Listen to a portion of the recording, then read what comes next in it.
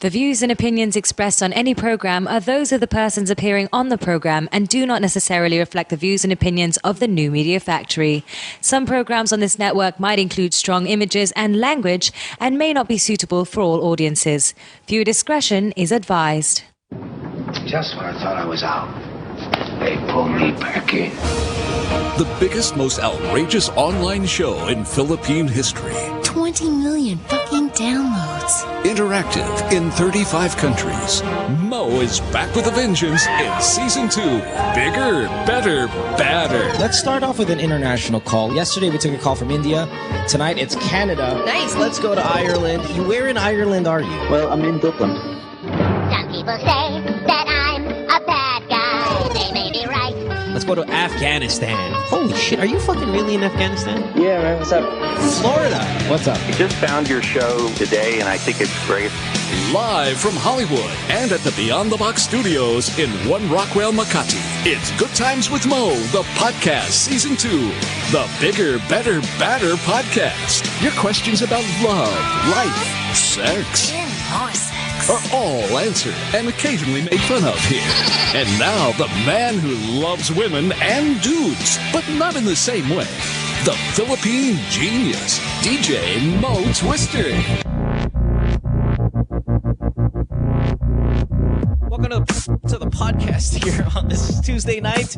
Good Times World, the podcast, Season 2, brought to you by Globe. Phone number 478-7954. Skype, The Good Times Podcast. You can check us out, of course, on via text, 0927-214-1981. You text us, we'll give you a call. You can ask your love problems, life problems, sex questions, career questions. More importantly tonight, because our guests are the pride of the Philippines when it comes to this Apprentice Asia TV show, which ended a few months ago, but we had the female part of the team on the show during the while the show was running. We didn't get a chance to get the winner, of course, the male half. But tonight, we have them both. So please welcome on the show. Celina, I'm gonna I forgot to practice your name in the beginning, but I'm gonna try to see if I remember it. Celina Le Neindre. Oh, very good, yeah? Jay. You almost sound right. sexy in French. Almost. Yeah, see, everybody suck it. And of course, my twin brother, who's the better twin if we were brothers. No, you're the more good-looking, Mo. Don't worry. That's debatable, man, because I get tweets all the time, hoy pangit, and I've never seen a tweet sent to you that way. So no, I think you're the better one. Hi, Jonathan. Thanks for being here. Now, I'm going to say hi to you because I've never met you. Celina, I've met when she was on the program before. And let me start with congratulating you on the big win for us. Because, you know, I have to take pride in a little bit of it because people kept on congratulating me, and I was like, hey, thanks. And I was going along with it. I was like, yeah, thanks, man. This is great. I really feel happy about my win. And it's funny because through time, I've had people come up to me and ask me for my autograph thinking I'm someone else. And I've always signed it. Like, I was on a PAL flight once, and I sit in economy because I don't want to pay for fucking expensive tickets because it's so expensive. And then the guy's like, Raymart. And I'm like, yes. I'm like, that's me. And they're like, oh, dito ka sa, baka may free seats in business class. Take a few photos with the flight attendants. I was like, sure. And then they actually thought I was Raymart. And I look nothing like Raymart, which I don't know why they did that. No. And I don't know why. Jao Mapa, I've signed a couple. Have you signed an autograph thinking you were me? Or am I going to expect Jonathan?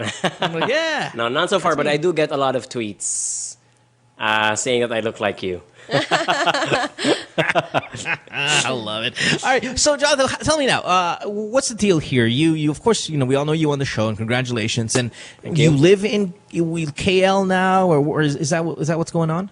Yeah, I'm based in KL now, but I've been in Manila so far 2 weeks. So I spent 1 month. I started in August 15. I'm doing a project here. We're relaunching Air Asia in the Philippines, and who else would Tony tap but the Filipino himself? So I'm here for a project about to commence soon, and I'm flying back to KL on Saturday. Now, how long do you stay living in KL? Is there any connection to the show, or after that, wala na yung show? You got the job because you won, and now that could be your career for 20 years. I mean, we don't know. Yeah, hopefully not. But I don't know. The contract is for 1 year. You're going to work for us for a year or something. Yeah, the contract is for 1 year. 1 year. And then the only reason why I'm based in KL right now is because the headquarters of Air Asia is in Malaysia, Kuala Lumpur specifically. So Tony is living in Kuala Lumpur, and obviously I have to tail around wherever he goes. So there, it's in KL. But recently I find myself everywhere in Asia. 2 days in KL, a day in Jakarta, a day in Singapore, a week in Manila. We're doing some projects in Brunei as well. Of course, he works for Air Asia. He's quite the jet setter, isn't he? So That's sweet. No regrets. no regrets so far. Obviously, there are birth pains that I've always been ranting with. Like I told Celina, it's really hard if you're new in a company. People are judging you. People are looking at you. So have you can't to complain stick when through you fly it. first class, honey. When you fly jets when I'm around the world. Yeah, and especially when I'm in economy, pretending I'm Raymart so I can get an upgrade. Jesus, how can you complain? Okay, now you can pretend to be Jonathan and fly Air Asia for free. For free, Celina, you're fucking genius. Hold on, that's awesome. Exactly. Yeah, I'm gonna start. Hey, by the way, Apprentice, and I'll show my photo. I was just walking around with it. See, there you go. Yeah, My I ID party card. with Tony. What the F? Yeah, what's going on? So, but Celina, how was your experience? Because when we spoke to you last, you were on the show. Obviously, it wrapped already, and you couldn't tell anybody about how it ended and whatnot. But how's everything with you so far since your experience there? Everything's been really good. Thanks for asking. I've recently had a new job and been doing quite well. Adjusting, of course, so it's quite emotional when you're leaving something you're so used to. And I do miss Jonathan now. I mean, he's been quite a big part of our lives, I think, not just for me, but I speak for the rest of the contestants. Looking back, you really believe the right person won, No one else could have filled in the shoes as well as Jonathan has. And I think he's really representing what we, as apprentices of Asia, really wanted to show. And I'm really happy the right person won. Well, obviously you want to win. Everybody wants them to win. That's the given. But it's also maybe assumed that the moment you didn't, you want Jonathan to win because he's part of the team and stuff. But absolutely. At what point did you know that he was going to win? Like for example, say when you get knocked out, you're like, okay, this is Jonathan's. It's his for sure. Or it was kind of up in the air up till the end for you. No, I think right from the beginning I was quite confident. I mean, I knew that if I made it through at least the fourth, then I had a good chance of making it. But if I didn't make it, I really believed in Jonathan because if he had an edge over me was the grit that he had. He really wanted to win. He really desired it much more than I did. I mean, I was there because I knew I wanted to prove more than anything else to myself. I think I wasn't competing against everyone. It was really a competition against myself. But for Jonathan, it was more than that. It was about not just proving himself, but standing up for his beliefs, standing up for the people around him, standing up for the real Pinoy and what a modern Pinoy is in today's world. He had so much more to stand up for, and that's why he won. And I think more than that, he really had the stomach for it. And cute Jonathan, drama is that music. true? Jonathan, is that true? Was there a lot more in you aside from just representing well? And I don't some people will say, okay, I want to be on the show. What's your mind frame like? Oh, I just don't want to make a fool out of myself. There are people who'd say that. Did you get on the show going, I'm going to win this fucking thing, man? I have so much, this is, fuck, I got to win this. What was your mindset like? Before I joined Apprentice Asia, I've always been a fan of the show since I was in college. So you name it, whatever franchise it is, Apprentice. People don't know there's Apprentice Italy, Apprentice Spain, Apprentice Czech Republic. And you don't tell me you watched. I've seen everything. I've seen everything. So the moment I find out that there's Apprentice Asia, have to cross this out from my bucket list before I die. He was our Wikipedia of Okay, the so Apprentice. how did you get on the show then? I mean, all of these franchises, whether it be Amazing Race and whatnot, Asia, you have to put on a video and you have to do something there to connect with the people as they're going to choose you. What did you do? I mean, okay, yes, so you're the biggest fan of Apprentice Asia in the history of the world, but how did you, get that message across, say, in your pitch video? And the reason why I'm asking you this is there are going to be other seasons, there are going to be other shows, and there are going to be people who need a tip on, okay, I can win that show, but my biggest problem is how do I even get on the program? Yeah. What did you do to connect with the people who are going to choose you? I'll be honest, my video wasn't as exciting probably as the other contestants. I saw Not true. It was so hot. No, I mean, one of the contestants, like Alex, paid around 500 euros to a talent agency to film him do a movie. We've never seen right? it. Right. That's how... Which I've heard isn't the wrong way to go. Like, you know, if it looks like you've like completely overproduced it, I hear that they get turned off and it doesn't show the genuine self. I mean, I don't know if that's true or not, but well, anyway, I'm sorry, I cut you off. Continue. Go ahead. So mine was well, first part I just showed my achievements, being a marketer, all the trophies and stuff, all the boring stuff. And then the other part, which I think made it different, is I showed them personality. So I showed them I love to cook. I showed them all the pictures that I've traveled to. I told them that 70% of my money goes to travel. I'm still indebted right now with all my credit cards because of all the traveling I've done in Europe, for example. We don't just look alike. We actually behave the same way. Right, yeah, It's been 3 years now, but I'm still paying some of those credit card debts. What else? Yeah, I've shown my sports. I've shown my pictures of me running, pictures of me, all those, parang bench kind of thing that I was like rowing a boat. Sure. All sweaty and stuff running. So I guess I tried to show them that I balance everything. And the other battle, I think, is once you're in the top 30, they all fly you into Kuala Lumpur. And they all interview you, all the producers surrounding you. It's really scary. And I think that was a time when I was just really confident and told them how, I'm a very abrasive guy, very assertive. I speak my mind. Even if I think it might be disrespectful, I will tell you what I think. And I think they like that because in the end, it's still a show. They want characters to be portrayed. I mean, Celina obviously was the beautiful character in the show. I was trying very hard to prove other beauty than that. and brains, obviously. Beauty and the brains. Yeah. But, so there. So, but okay, how... I don't know if Celina has had television experience prior to the show. Did you have some, Celina, or was that your first No, TV it really was the first. experience? I mean, when I've done modeling, and when you're acting as a model, you're acting another role. But playing yourself is like the ultimate role. You can't dramatize it because people watching you will know that it's fake, and you definitely don't want that. And I think the common thing that Jonathan and I had coming into the show is we both knew we absolutely wanted to play ourselves, and we didn't want to destroy what values and integrity we had. So we really wanted to stay true to who we are as people and to stay true to who we believe should be the next apprentice, and that's definitely ourselves. So I think by doing that, you're already setting yourself apart instead of trying to play a game and really have some sort of strategy of having a front and wearing a mask. Right. That's the key, because like, let's take another big franchise. Let's say An Amazing Race. Let's say Survivor. Or even one of the singing competitions.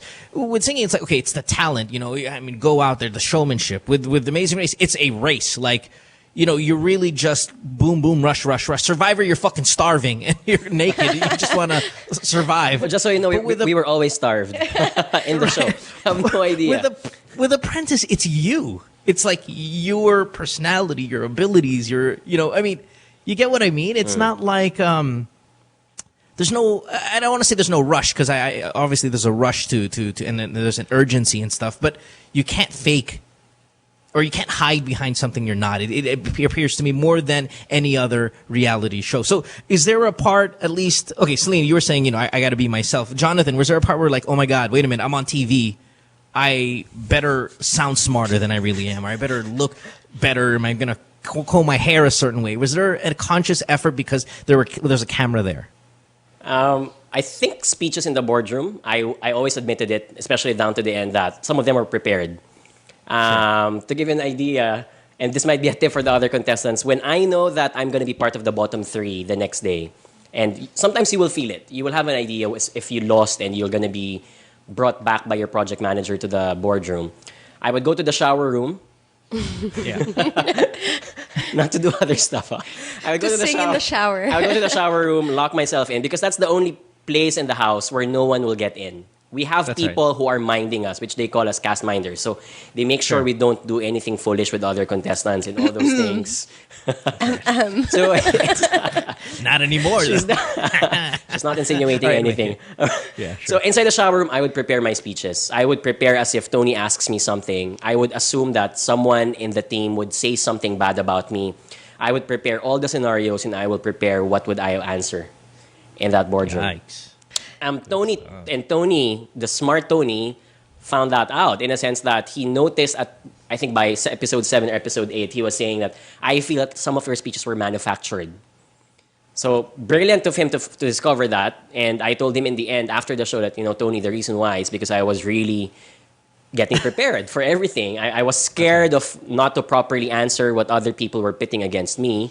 So I had to prepare my speeches. Yeah. Obviously, some of them sounded fake to him, but the editing looked nice. They look natural. But hey, listen, as advice though for people, I mean, outside of a show and the fact that they do have a speech in front of them, there's nothing wrong with a little preparation. And yeah, sure, some of them are going to sound rehearsed, but I'd rather you prepare and sound robotic to an extent than not prepare and just be a bunch of Absolutely. okay, You can't sure, stutter. Yeah, so definitely, I'd go on the side of preparation or even over preparing, if that's good advice. But anyway, hey, listen, that's what we're here for: advice. How are we going to take some of these calls? What we're going to talk about with some of these people? It's going to be love life. It's going to be careers. It's just going to be a bunch of other stuff, kind of all into one here. So let's get to it. Maybe we can take a call and then a break, since we talked at length about the show and your experience there, and we ate up a little bit of time there, which I really wanted to, because. And I want to talk more about it, the experience of a reality show, because sometimes, like I said, a lot of the reality shows that we have, we send our team, most of them sometimes are kind of celebrities. I mean, if it's right, I mean, we'll throw a Mark Nelson on one of these shows. And I'd like possibly to ask Jonathan and Celina here is what it's like to be just kind of like a non-celebrity and then regional star. Like, Jonathan, you're a fucking regional star now. I mean, because of your work on Apprentice Asia. Has it changed your life in a big way? I'll ask you that a little bit later. So let's go to some of these calls, though, because they've been on hold for a while. Let's go to Pororo, who is on line 5 with an awful nickname. Pororo, you're on line 5. You are from Taguig. How can we help you? I just What's want up? to... Hello. Yeah, go ahead. What's your question? About career. Yeah. What's the question? What is the good idea na after I graduated, I will take any course? What do you mean? I'm sorry. Graduated. What sorry, I'm confused on what you're asking. After you graduate, you want how to get a job, or are you saying what's the best course to take so when you graduate you can get a job? Yes. Oh, geez. That's so difficult. Such a personal thing. I mean, like, hold on one second. I'm put you on hold because, jeez, I don't think you're very employable right now, but no worries. Let's ask here. I want to ask you, Jonathan. It's true. There you Come go. on. That's a follow-through business you can have. Yeah. Jonathan, Celina, listen, I'm critical about certain courses in school. Now, I know, like, people have dreams and shit, like, I want to take this up because I love it. And I'll be the first to say, hey, don't. I'm like one of those parents that don't want you to do what you want to do and tell you that this is the best way to go. Do you share that with me? Like, there are some courses there that I don't want you to take because the opportunities outside of that are limited. Or I mean, where are you on this with students? Two things for me. I'll be frank. I think there are courses out there, especially arts, philosophy, history courses, that will not be practical enough for you to get employed. I'll be frank again. Like example na BS anthropology, BS art history, etc. Unless you really have passion for these things, and I think first world countries, college students take these things because they don't care what they're gonna do after college. Sure. They just want to continue. Even in fact, they're gonna take an MA and PhD. That's it, because their parents are going to be feeding them for the rest of their lives. So Exactly. Or if you love pets, you can take zoology. so as a course, maybe as a unit, but not as a course. So that's one. Right. And number two, however, I believe that as long as you're in the right track of discipline, it doesn't matter what your course is. I mean, I'm into marketing right now. My course was economics. It's a very mathematical course. You usually end up doing research or being in the government, analyzing data and computing what happens after this equation happens. That doesn't have to do with marketing, but I loved marketing, and economics gives you that discipline of being good in numbers, at the same time looking at bigger pictures if you look at numbers, and marketing is the suited job, I think, for that. So it doesn't, for me, like my bosses in Globe and GSK, for example, they weren't business course graduates. They were either mathematics, statisticians, etc.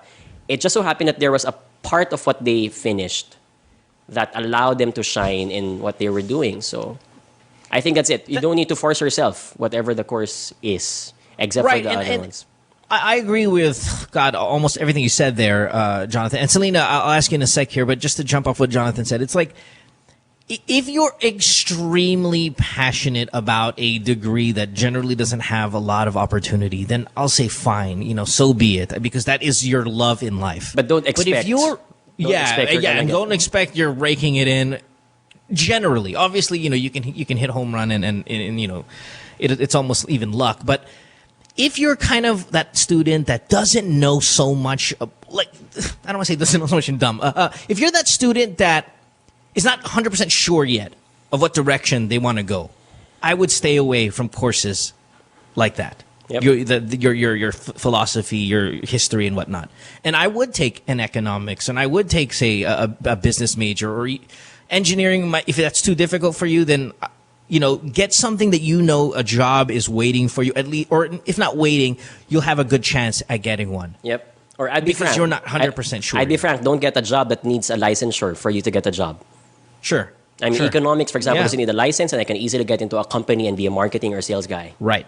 That easy. Again, unless you're so damn that you're going to be an expert in European history and you want to teach it at a school one day, fine, go that route. But look, it kind of boils down to the person, the radio show, the radio station. 90% of us there are not mass comm majors. Yep. We're a fucking variety of other things. And then we're just there because we can carry our conversation. We can carry ourselves. We can kind of be entertaining. And, the news is the news. We're going to read it, but it's our personality. It's us that make it. And none of us, we didn't learn any of that shit in school because none of us took that in school. Yep. And if you have an itch for philosophy, if you have an itch for art or something, take those as electives. Elective. Yeah, 6 units, 9 units. Have fun with it. But Scratch that itch there, and then graduate with economics. Celina, how do you feel about it? Well, if I may add, I agree with Jonathan as well. You have to be practical. At some point, life is still survival, and you have to be one of the fittest to make it through, or you're going to get left behind. And I keep saying this because a lot of students are very idealistic. When you're young, you think of a lot of, I think it would be nice to have this kind of lifestyle, and you go with that and thinking that's the way you want to live, and you don't really know the other courses out there. So I think really the key is to get informed of what's out there, what's available, what kind of lifestyle you want to live. Do you want to be in the office? Do you want to be outdoors? Do you want to be researching? Do you want to be on the field? All of these really matter because your lifestyle really comes into question. Are you someone who wakes up early? Are you someone who wakes up late? Because all of these will matter. If you're going to choose a line of work that causes you to punch in, punch out every day and do your 9 hours, probably you're not someone made for routine. Maybe you want things that are new. You want things that are always changing. So maybe you should choose a course that's constantly evolving. So all of these really come into question when you decide what you want to do. It's not just the subject, but it's also what comes with the subject. And I think that's really where you should direct your attention. What kind of life will you be living? And more than that, I think we should stick away from trends. I think there's a huge number of students that just ending up choosing the trendy course of that month or that year or whatever. Sure. And I think that's really a big no-no for me. That completely defeats the purpose of going to college and really choosing a course and really choosing something you want.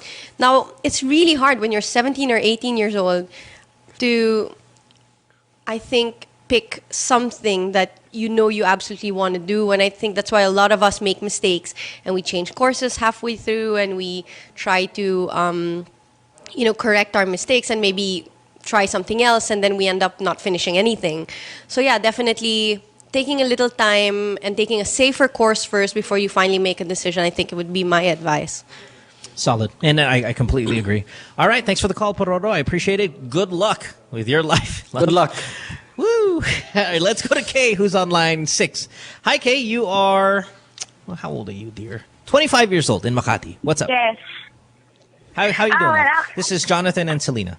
Hello. Hello. Hi. Actually, I don't feel good. I'm nervous. Don't worry. Don't worry, we're nervous also. This is my first time to call. Actually, I want to ask for your opinion or suggestion or any advice because this is a love matter. Oh. Sure. Fire away. Go ahead. This is Celina's Expert kami dyan. Actually, Jonathan, Basta hindi kami. Yeah, we stay Mag-ibang tao. I have Go ahead. What's up? actually, nagkaroon ako ng boyfriend actually, he's my first boyfriend for 5 years. And actually, we're in the same circle of friends. So, parang, even after we broke up, parang nothing changes. I mean, we're going to continue to count how long we've been together. Parang it's 9 years. All right. So, and well, to make the long story short, so parang Please do. before kasi, nung nakipag-break ako sa kanya, parang ayaw niya kasi. And then I told him na parang I like somebody else na I met at work, yung first job ko. Pero the truth is, friend ko lang naman yung guy. And it just so happened that this guy fell in love with me. Sure. So your question? So parang ang nangyari, hanggang Two guys ngayon, are after pinapursu pa her, is rin what it nila ako pareho Yeah. up to now. Haba ng hair So nito, I'm getting confused actually. All right. So what's your question? You're asking us to help you choose between these two guys? Well, I don't know what to do with them. Well, which one do you like That's a very more? good problem to have, Oh, honey. actually, kasi I kept on comparing the second guy to the first one I had. So I don't know if it's a sign that I like the first one or the second. Well, one. here's my take. Okay, here's my take. The first one, if you guys have been together 9 years, that means you guys started when you were 16. I say, boom, leave them. I mean, it's too long. You don't take a teenage relationship into your adult life. It's a bad idea. And I don't know if you feel strongly about boy number 2 or it's just because it's a nice little change and there's a little rush involved because someone else finally, after a decade, is showing interest in you. I mean, it could be that. But if you like him, I say let's go with guy number 2 because you've been together way too long with guy number 1. Jonathan, Celina, how say you? Dito. Yeah. I mean, isn't that? I mean, you guys are smart people. That's the worst thing to do. Take a relationship you had at 15 and 16, and in your mid-20s, still be in that relationship. I'd always believe that you collect and select. I mean, having someone at 16 or 15 and then taking him or her over down to 25.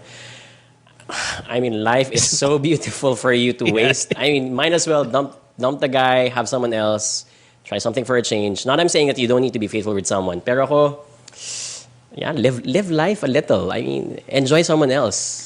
Yeah, if you don't dump your teenage love, you're dumping your life. That's true. Put that on a true. bumper sticker. I Celina, sorry, think go ahead. when you're young, when you're 16, you don't really know exactly who you are. And I think 10 years down the line, you're a completely different person. So it's normal to try new things. And if something happens, and it's a good thing. And I think if you've brought the same person with you, either one, he's probably evolved as well with you and you grew together, or 2, you haven't grown together and it's about time to change, like everyone's mentioning now. Now, it's about time you really decide because you're with someone that you're comfortable with and it's always scary to try new things. But in the end, life changes and improvements don't happen without a little bit of fear and a little bit of adjustment. And you have to go through change to try these things out.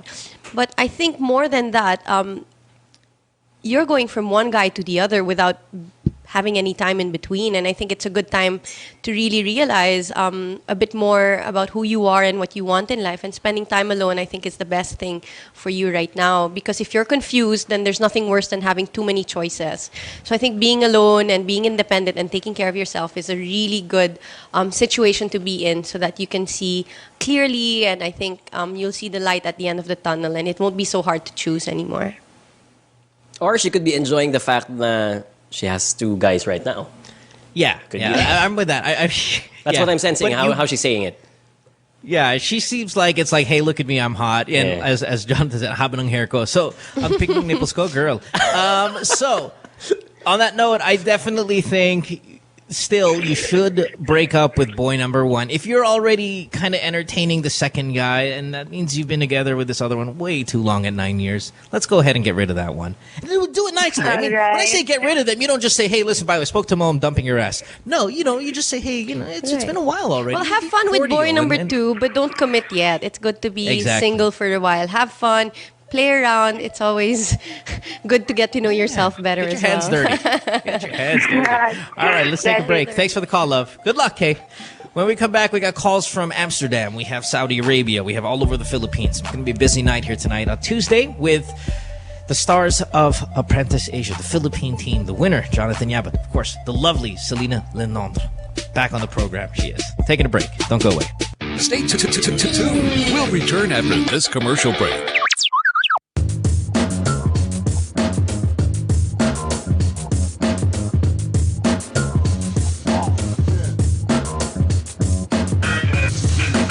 With All Stars, we're always on the move. It's really important for us to get better and stronger for every competition that we get into.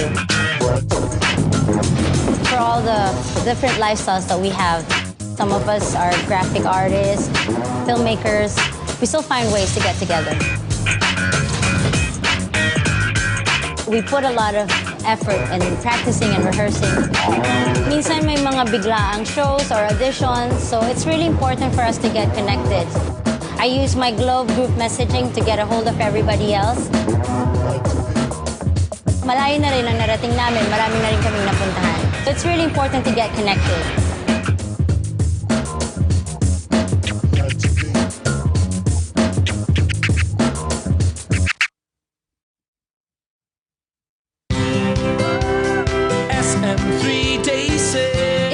SM 3-day sale on October 4, 5, and 6 at SM City San Lazaro. SM 3-day sale.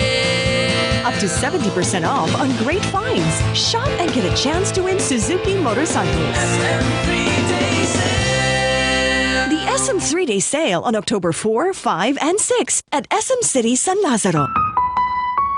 See posters or print ads for details. Per DTI NCR permit number 9882, series of 2013. Hi. They say nothing in this world is free, and for the most part, that's true. But here at NMF Network, all shows are indeed 100% free. And as an added feature, you have the option to subscribe to all your favorite programs, also at no charge. Why should you subscribe? By subscribing, you no longer have the hassle of delays when you stream the program.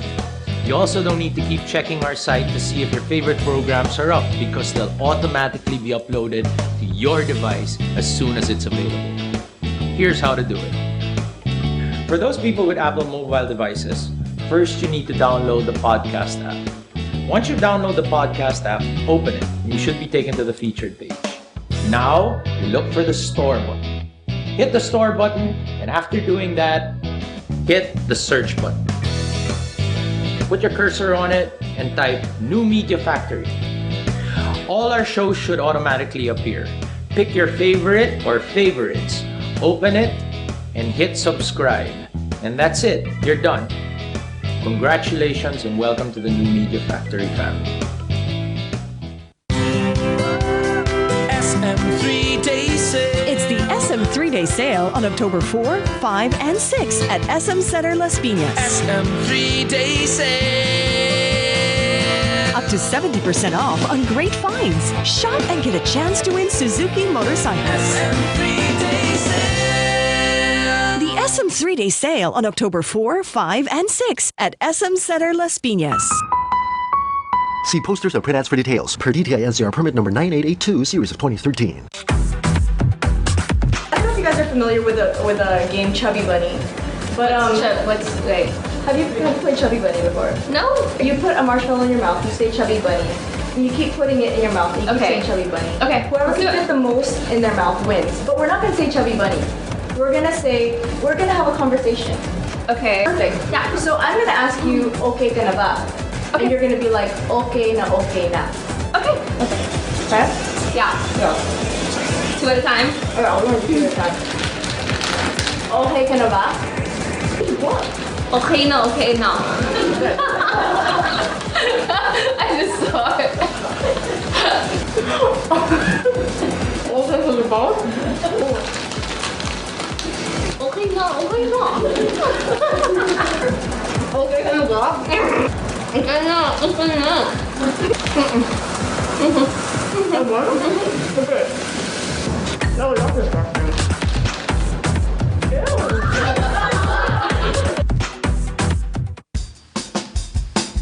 Take a little sunshine, drop a little rainbow, mix in a smile, and stay for a while.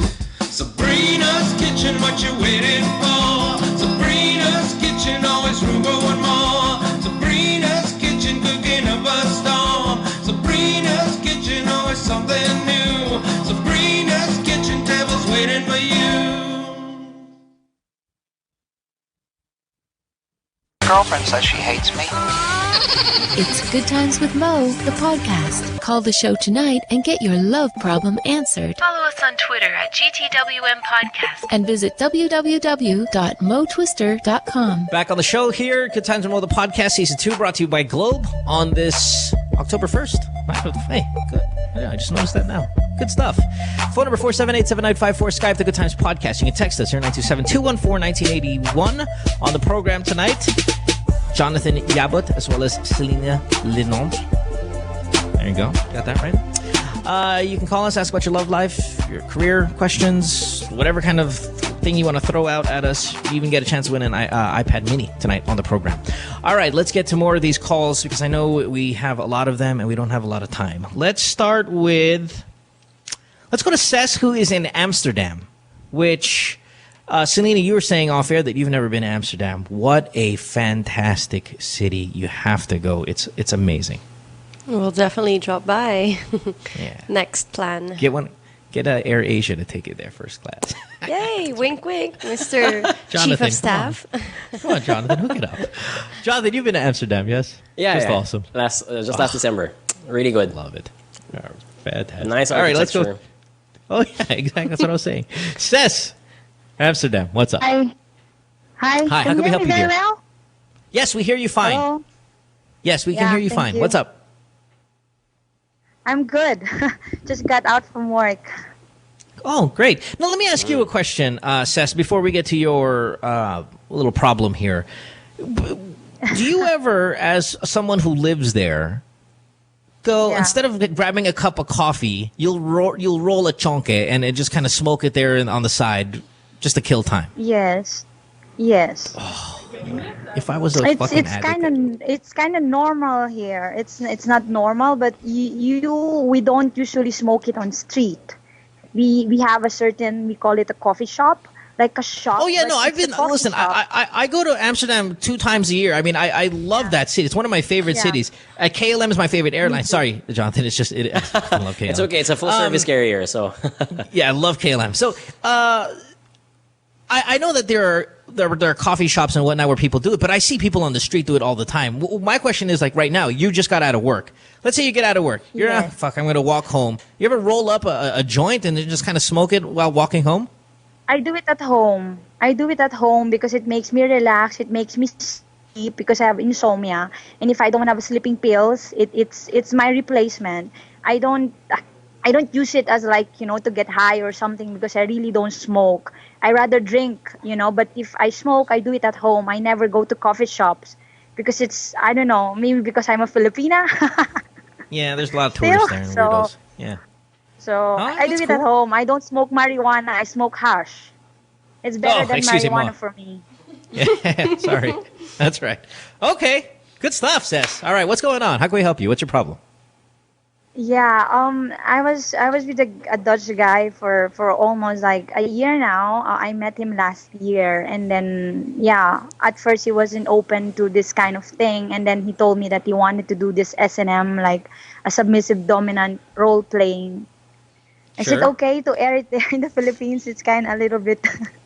Oh no, no, don't worry. If it's not awkward, you're fine. if it's okay. No, trust me. If you listen to the show regularly, this is nothing. This is normal. Don't worry, everybody reads 50 Shades of Grey. That's right. So we're practicing this S&M. I'm the dominant, and he's the submissive guy. It's kind of like not a 50 Shades of Grey, but it's the other way around. I used to spank him. whip him and be my slave, something like that, and fuck him in the ass literally with a strap on. So I was cool with it. Yeah. Hey, it helps you go to Sorry sleep at for night, right? Sure. Continue. So and then It's relaxing. And then after half a year of being together, we were like, I was sleeping. So one night I caught him jerking off.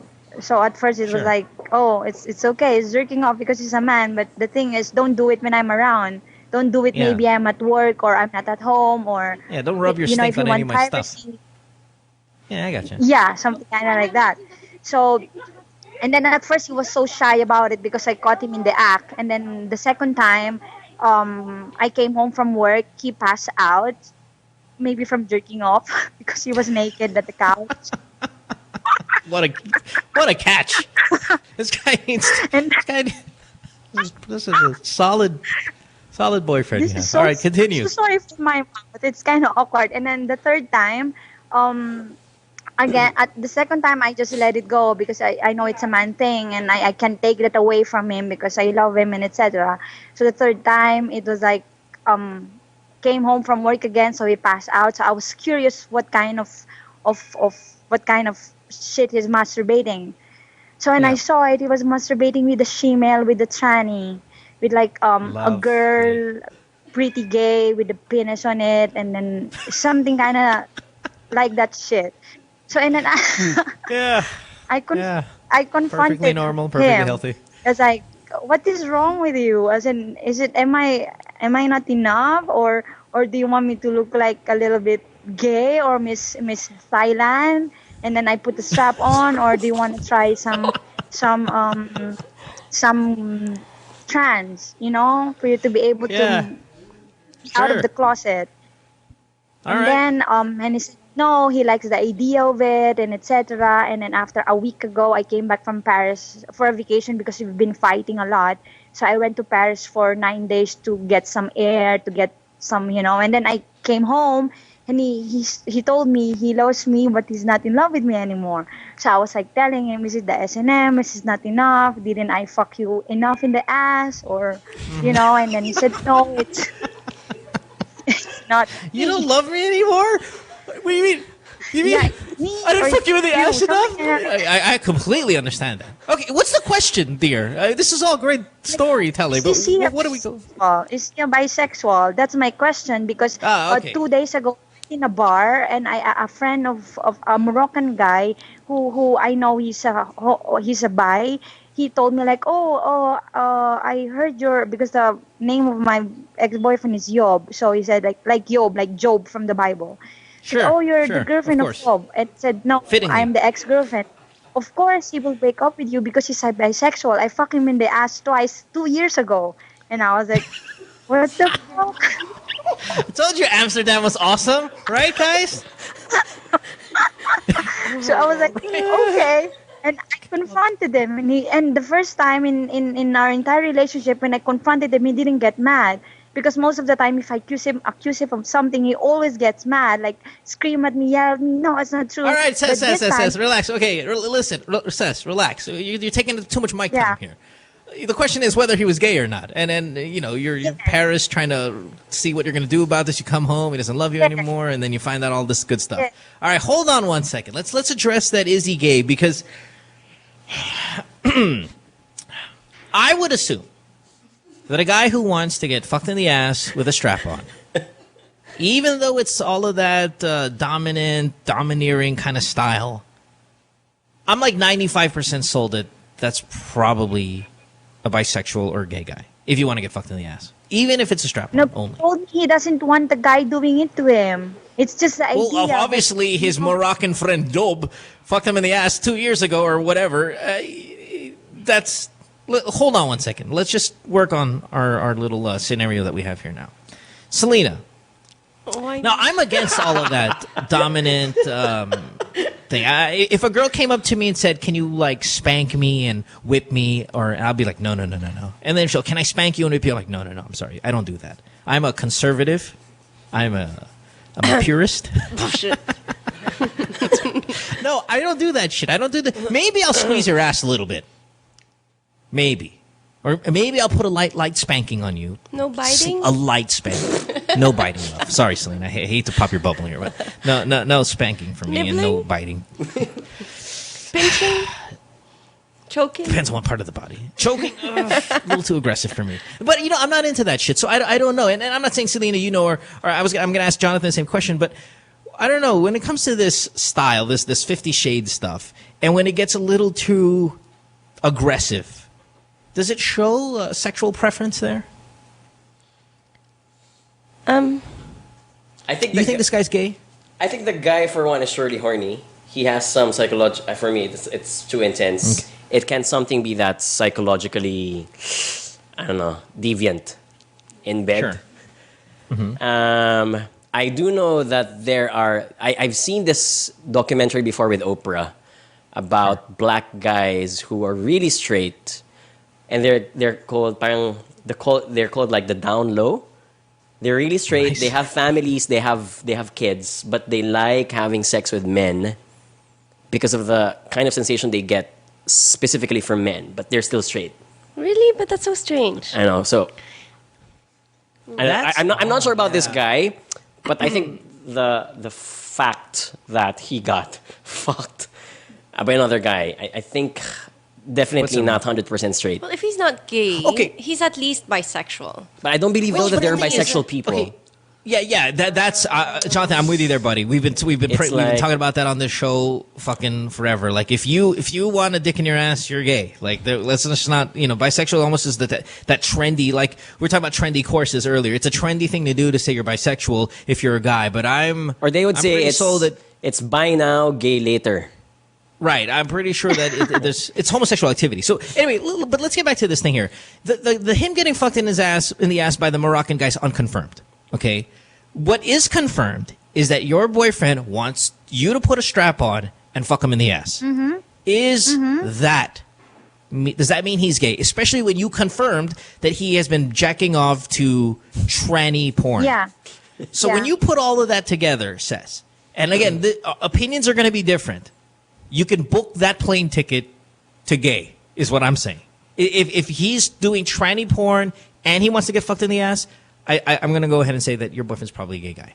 Second, though, I don't want you to assess your relationship, the strength of it, and all that stuff based on the sexual activities that you guys get involved in. I don't want you to go, well, am I not enough? But I fucked you in the ass so many times. That has nothing to do with the strength of your relationship, the quality of relationship you have, and whether or not, in fact, you should break up or not. If he doesn't love you anymore, and he tells you that, don't try to go, but I didn't fuck you in the ass enough? Don't. Just go. It's done. You know what I mean? Sass?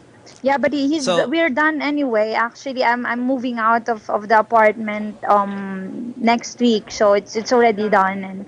And I'm also kind of a person who still wants to be fucked, not fucking a guy, because he's the kind of guy who he wants an 80% role-playing relationship. That's what he wants. Yeah, that's a little tough. Yeah, that's a little tough to swallow. Yeah. Mm-hmm. No pun. So, Celina, anything you want to add to this? I think from a life perspective, you really have to ask yourself, what are you in this for? And how much are you really putting in? I mean, are you wasting your energy? What are you in it for? I mean, life is meant to be enjoyed. And if that makes you happy, then go ahead. But honestly, if you're not happy, move away as soon as you can. And on top of that, why should you bother yourself with someone who's clearly emotionally unstable, who will just add emotional instability to yourself and create more problems for you, when you could be out there dating someone who is much more, normal. And I think with more normal problems. And don't complicate your life. I think life is complicated enough. Yeah. And 31 also says, I mean, you're not old by any means, but you're at an age where you should kind of leave this kind of behavior behind. Now I hate that. Come on now. I don't look like 31 here. I look like 25. No. Listen, it's about the whole fucking your boyfriend in the ass part. I'd put that kind of behavior behind you already at 31. It's just kind of teenage behavior, perhaps. Maybe you can leave that shit behind. No, but it's also my preference sometimes, and if, for example, if I want to go for another relationship, I also maybe there's also something wrong with me psychologically, I think, because I kind of like it somehow. What part do you like, if I may? Owning someone, being them as a slave, and this kind of Okay, thing. I'm gonna ask. Okay, I gotta ask, guys. Jonathan, Celina, because in bed I am such a. I don't know, man. I'm so. If the word is conservative, I only like 2 or 3 positions, and that's it. I don't want to get all crazy and shit. And I was never really the type to introduce food into the bedroom. I'm just not. Or cream, or cream, or do a sexy dance before we get in. That's not me. I don't do that shit. No, Did you watch? Bunny outfits? No role playing, none of that. So to me, people who do that kind of automatically are weird. Yeah. Serious? For me. Yeah. But see, that's me though. It doesn't mean you're weird. It's just, to me, that's weird. Like I can't picture myself doing that shit. So Celina, have you read 50 Shades? I started and I gave up because it was a waste of my time. Sorry because I for wanna ask all the, the lovers of that book, but really, I think because I want to ask the great population of females out there: when you read 50 Shades of Grey, does it kind of make you lean towards a more aggressive sexual lifestyle? Yeah, but I think if you're from a psychological point of view, okay, I'm just saying that if you're displacing emotions towards a negative, way of expressing it, like sexually and all of these things, you probably have a problem somewhere else, and you're really just expressing it differently. So I think you should really ask yourself, why am I acting this way, or why do I desire this, or why do I want to absolutely do this? Maybe there are other problems I should be solving first, because clearly this is showing that I have issues somewhere else. And you're channeling it through that kind of activity. So I think, you're either having problems with your family, or you're insecure about something, or maybe someone's bullying you at work and you're trying to get back, or you have to really assess the situation and maybe try to deal with it that way. Or for me, no judgment, might be just purely passionately involved with sex. Could be. I mean, there are people like that, but Now, is there anything you liked about this guy aside from the sexual chemistry that you had, Cess?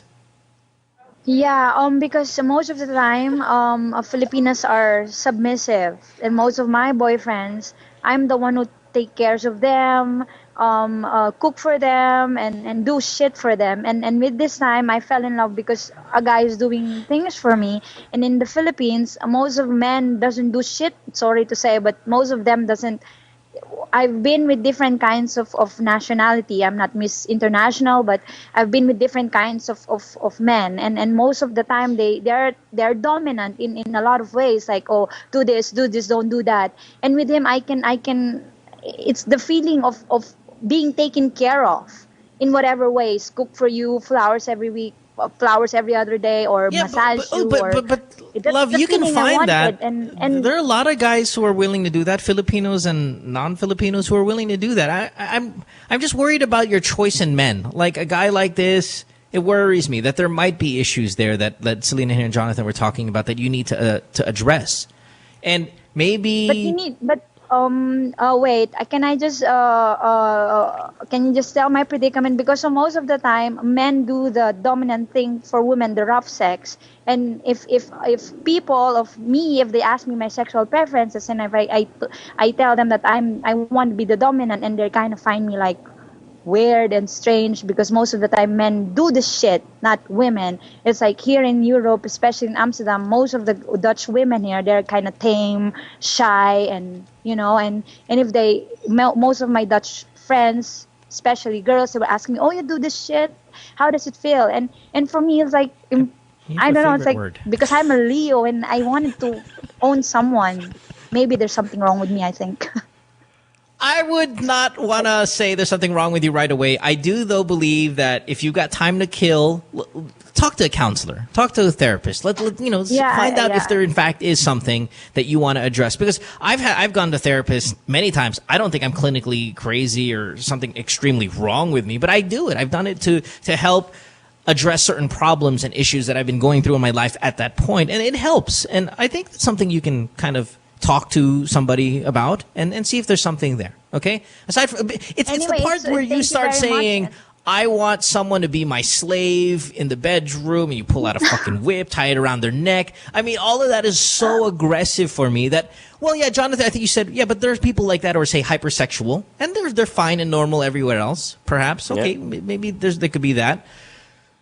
But to desire it and to kind of wrap a whip around someone's neck and make them your dog and stuff, I don't know if that's just purely sexual fun, or that could be a clue to a bigger problem. And for me to use it as a basis in your relationship for love might not be sustainable. Yeah, it's not a good way to calculate. That's right. That's exactly what it is. I mean, 10 years from now, obviously you guys won't be able to do it. So what else could be the basis of your relationship?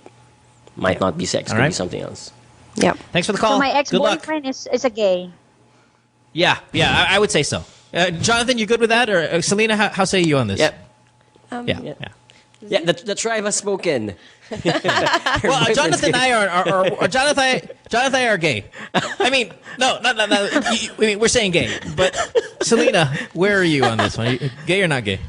Oh, absolutely gay. And maybe edged on a mental problem side. That's right. Okay. Gay and crazy. Okay, Cess? Awesome. Okay. Thanks, love. Have a good one. Enjoy that hash. Okay. Boy, she had some shit. She has shit going on. She had two favorite Hey, by the way, words. she does not represent the Dutch lifestyle, the Amsterdam lifestyle as well. I hope not. You know, I was selling it, this great city, the sin and all that stuff, and the caller's like, fuck yes. It becomes, no. At no point does that represent the entire population of people who live in Amsterdam. Jonathan, you have a girlfriend? No, right now, no. Single. Is it going to be possible to get in a relationship considering your lifestyle of jumping from country to country now? I mean, is it even on your radar? No. Work right now is my relationship. Fair enough. Yeah.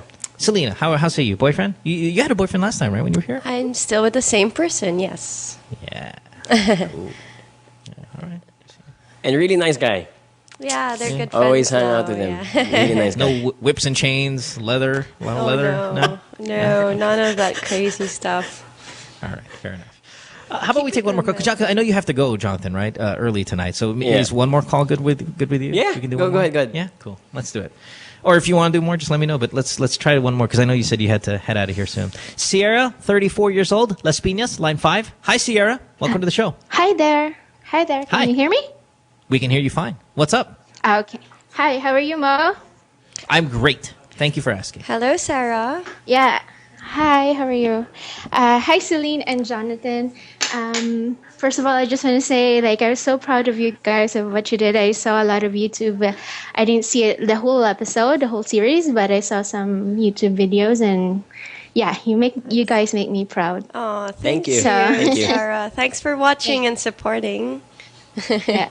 Hold on, time out. I do get that a lot from say my TV shows in the past. It's like, hey, I watch you all the time on YouTube. It's like no one ever watches it live on TV anymore. No, I think it's just downloaded and downloaded. Okay. Me too. Yeah. Me personally, I don't watch television. I still have the big ass television in my room. I only watch series if they interest me, and then that's the only time I download them. So, and everything is downloadable now, right? That's true. That's the way to go. Yeah. All right, go ahead, continue. Okay, so my question.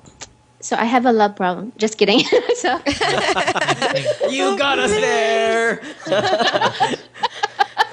Hold on, hold on. The YouTube, back to the YouTube watching part. Does that fuck with ratings though? With TV ratings now and all that? You can't really get a true assessment of how popular your program is because so many people are watching it online, right? Yeah, that was a bit of our problem. No? Hello, you never know. In some way, it's popular.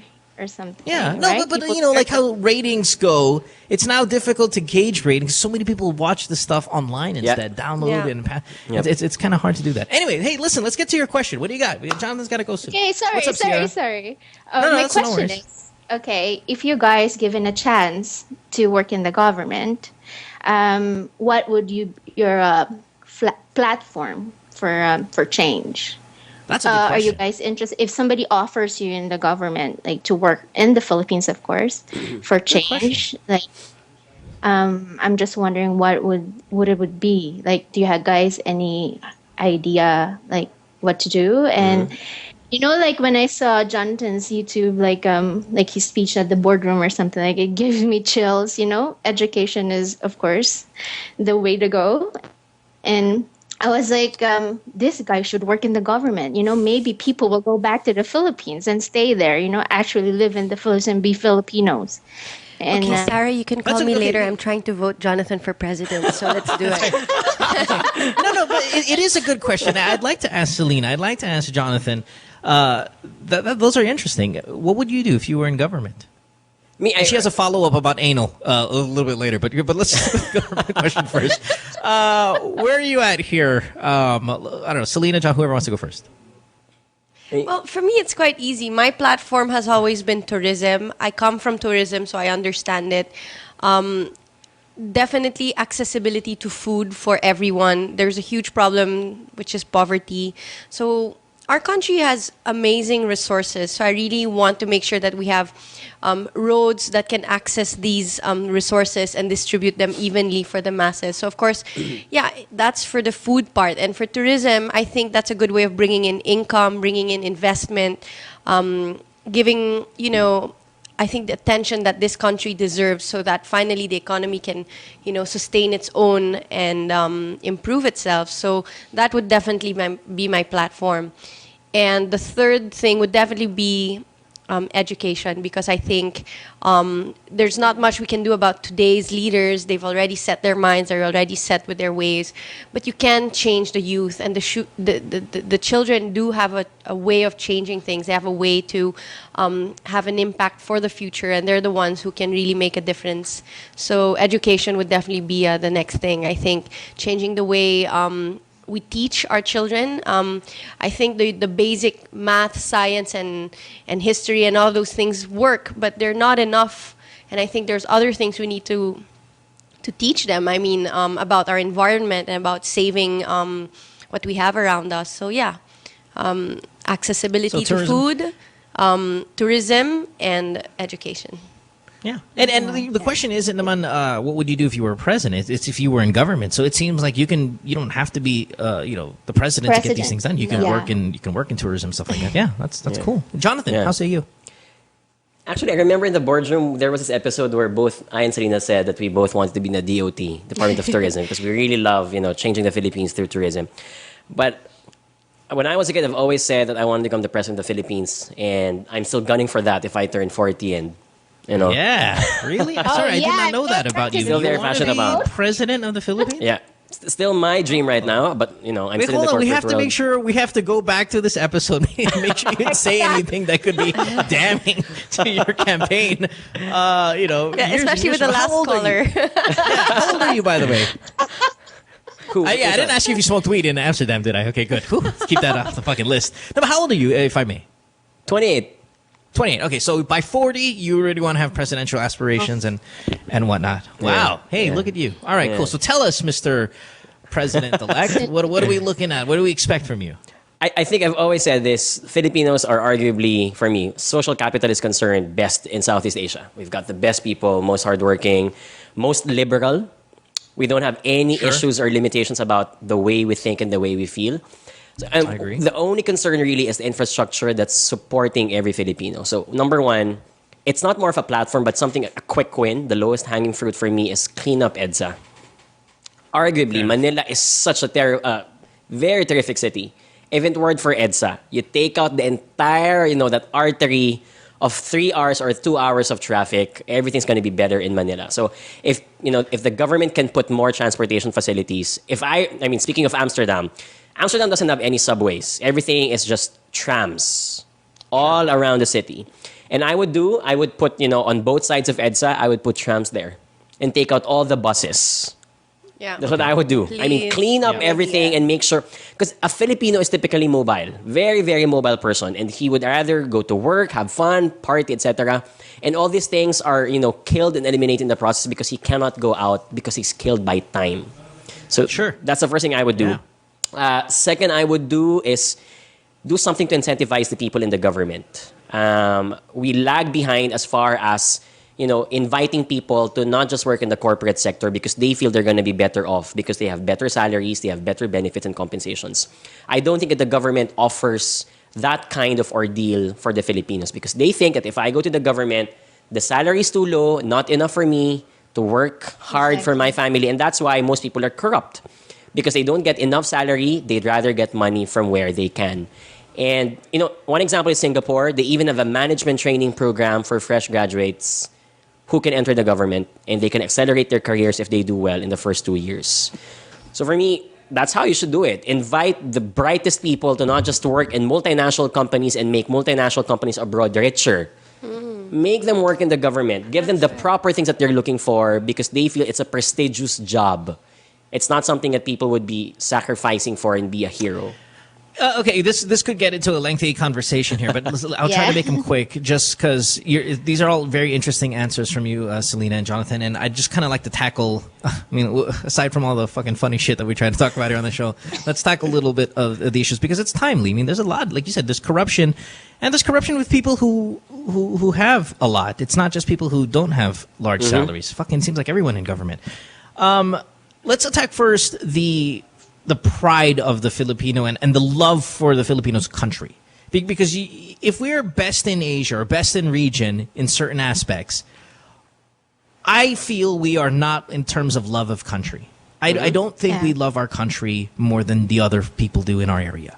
Like we're quick to fuck you over if you're one of us. Yet we talk a big game, and tell me if I'm confusing here. We'll talk a big game about being Filipino and the pride we have in it, but we don't truly have it because we steal from each other, we fucking badmouth each other. Let's take Singapore or Korea or something. You get involved in a scandal there, government scandal, you'll kill yourself. It's not even that you'll be out or resign. Them fuckers will kill themselves because the pride they have for what they do and for being, say, Korean. We get into a scandal as a government official, and we'll actually pretend that it's your fucking fault that I'm in this. We lack that. I think we lack that love of country that these other people or these other cultures have. I think they truly have it. I think we're also very forgiving. We're very forgiving in a sense that we have come to a point where we've desensitized ourselves that decade by decades, it's okay to have a government who's like this and corrupt. And right, but how many people you think in government, the percentage, are corrupt? 80. If you can give me a number, 80. That's 80% of the people that do not love their fucking country, that are in the business of making their country a better place, but in fact do not care for it at all. So while, fine, you're right, we're forgiving, but why is it that all of these awful people are being drawn to this business, the business of politics? These families, and they shit out child after child after child who have no love for their country because all they want to do is see it fucking suffer. Like, if I was a politician, and as your question was, Sierra, and I drove through EDSA, as Jonathan has said, and I see the fucking poverty and the struggle and all of that, a part of me has to stop being greedy and go, let me love my country for a year. And then I'll steal again. But they don't. They don't even take 5 minutes off of their time to put it first. I gotta steal some more. Can I say something? That's everyone. Sorry, that's everyone from the frontline person that you need to, say, fix your driver's license, to the fucking senator who makes the laws. All of them. All 80%, let's just say, if Jonathan's right. And I agree with you, Jonathan. It's 80 or maybe even more. Shut up, Sierra. All of them do not have that love for country that we see regionally, that the fucking Koreans, man. I'm going to disagree. I'm sorry. All right, please disagree. That's why I would love to hear this. No, Go ahead, Celina. I really believe that. And then I'll give Sierra a chance. Sorry, go ahead. No, I really believe in the good things and the good things people have in them. And I really think our country is beautiful. And I really think Filipinos in general are amazing and do believe in each other and do trust each other and do want to do good and they want to believe in their country. But I think it's like the typical situation where if you have 100 people sitting on a beach smoking cigarettes, if one of them throws his cigarettes on the ground, every other of the 100 is going to do it. And if one person starts picking up the cigarettes, the others probably won't. It's harder to do the picking up than the doing, and I think that's what's happening in our country. I think everyone's that's just doing assuming the best. all of them are of the same. But it doesn't just happen here. What I was going to go is I'm also half French, and being French also gives me an opportunity to be half of another culture. And believe me, the French are not the happiest people. They're always complaining about themselves, about their country, about their government. They have some of the best healthcare. They have some of the best retirement programs. They have so many things that are beneficiary to their living, and yet they're not happy people. And they're very proud of being French, but they're always complaining as well. And in the end, if they have nothing to complain about, you know what? They'll still complain about the weather because that's how they are, which is different to Filipinos. But I don't care if we were like that, though. Okay, I get what you mean, Celina. Like, we're better people. Maybe we're happier people. No, I just think that in general, it takes a lot of time to change years and years of negative, bad habits that we've accumulated and acquired. And I think that's what's wrong. Are we changing? We are changing, and that's why. Let me say, if you have, say, a Jingoy, right, who should have learned from his fucking father that plunder will not get you, you shouldn't be doing in government. Fucking, well, so far is allegedly, but Jesus Christ, all right. It's getting it's there. Fucking reliving Yes, but just that's why exactly what his father went I through. really believe it takes. Come on, are we changing? We are changing. I mean, like I said, the hearts are pure and the intention is there, and I think it's just because it's harder to stop smoking, for example.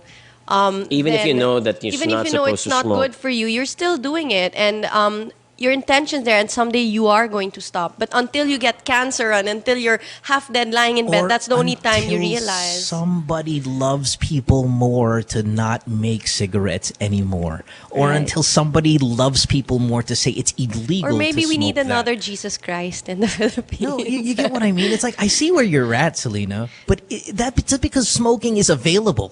If you don't make it available. And yes, there's going to be a black market or whatever the But fuck. that's really Sure, easy. fine. I don't smoke. It You can't see? be perfect. The thing is, Jonathan doesn't smoke. I mean, temptation will always be there. And like I said earlier in the show, life is not easy, so why complicate it? So I think if we have the proper education system, and it really starts with the youth, there's nothing we can do about people now. They're already older, they already have their waves. But it's really in the youth. And like Jonathan mentioned, if you have teachers that are properly compensated, we can get the best teachers, and then we can get better programs and have better education, and therefore have better individuals who can actually contribute to make a better government. Here's you want to hear my education plan? Here's my education plan. And Jonathan, Celina, you tell me if you like this. Sierra, sorry, I didn't give you some mic time. I'll give you mic time in a sec. Sorry, Jonathan, you okay? I know you're running late. I'm good. Let's just finish- Don't worry. Let's just I'm finish good. the conversation and then I'm good. we'll dispatch. All right, here's the thing. Here's my education plan if I'm fucking senator. If you run for office, your child automatically must attend the public school in your district. No questions asked. Fuck it.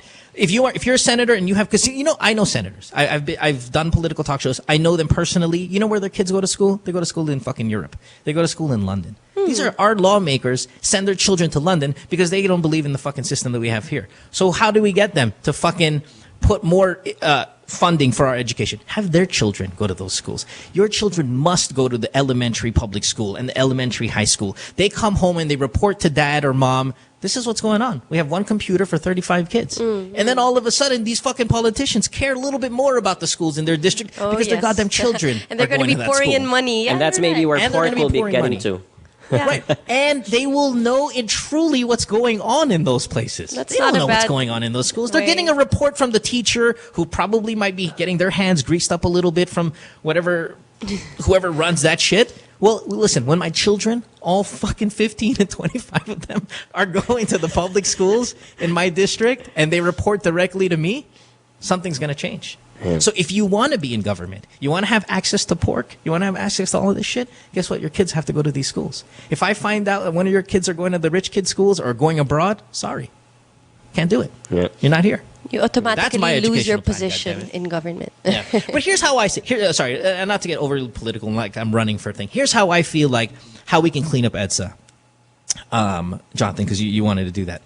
Industrialize the provinces. Make people go back home. Yep. You know, a lot of these people, they're coming to Manila trying to get jobs because there's not a lot of good jobs. I think in the they're doing that provinces. somehow already in the south. I mean, Laguna for me can be the absolutely. next, could be the next, Yeah. metropolis in the city, but it has to be faster. Yeah, totally. Up north in the provinces, in the Visayas area, whatever. Industrialize There's the too provinces. much concentration in Manila that you're right. Exactly. There's still that belief, that it's the future, like me from the province, migrating to Manila, get a better life. It's still a kind or of make mentality. major cities in other parts, not just Manila, so we can start lessening the congestion. It'll lessen the traffic dramatically. It'll clean up the place dramatically, and people can do the one thing they want to do: stay with their families and go home. Go home and stay with your families. Like, I'm not a province guy. I fucking hate it. I grew up in the province. Can't stand a fucking day of it. But there are people out there that grew up there and they want to go home, but they can't because there's not a lot of opportunity. Industrialize the provinces. You get jobs over there. You get major cities running now in these places. People will stay there, and it'll help Manila clean up and less traffic and more all of these things. Anyway, well, lots of stuff. Sierra, I didn't give you mic time. What do you got? Exactly. Yeah. So. Thank you. Can I can't. Okay, sorry. For me, it's access to education is the best way to go. I moved to North America 10 years ago. And when I was asked about the education, I once answered that studying in the Philippines is more like a privilege than like a right, because you have to have money to go to the prestigious schools. Like here in Canada, people, they have a choice. If they you have a choice. If you want to have a better life, you can go to school and pay later. The government helps you. I find if it's like that in the Philippines, it would be good, because when I was in high school and when I wanted to go to this school and this school, but my mom said no, you can't go there. It's expensive. Okay, so that alone crushes your dream of doing something better for yourself. So instead, I ended up doing something else. And for tourism, it's sad that I go back to the Philippines for a vacation and I see this North American and tell me about my country. They tell me about places in the provinces that I haven't been myself. And it's sad that these North American people are enjoying my own country. I didn't change my name to a Canadian sounding name. I kept my my maiden name and my nationality, and because I love the Philippines, I would love to come back to the Philippines. Oh, I'm crying now for the Philippines. Oh, it's sad, It's sad. Don't I worry, would you know love what? to go back. Jonathan is here with AirAsia connecting that's what our AirAsia is gonna do for you. So you can fly. Now everybody can fly. I'm getting a good airtime here, huh? Yeah, but it's really Come on sad, home. We'll take you on a ride. Jonathan will take you let's on talk offline. courtesy of AirAsia. Yeah. Well, this is a good story. Now that- But you that have to Jonathan- cry on demand all the time, okay? Because we're going to need that when we're selling the idea to the higher ups. And Exactly. But it's sad for me. It's sad. I still have hope for the Philippines. There's hope. Don't worry. I agree. There's so much hope right now. When I hear all these stories about politics in the Philippines, I read the first sentence, I turn it off because it makes me sad. Because I'm hoping for one day there would be okay, Philippines is good again, and everybody would come back home. It's like Filipino leaves the Philippines and then they become better people.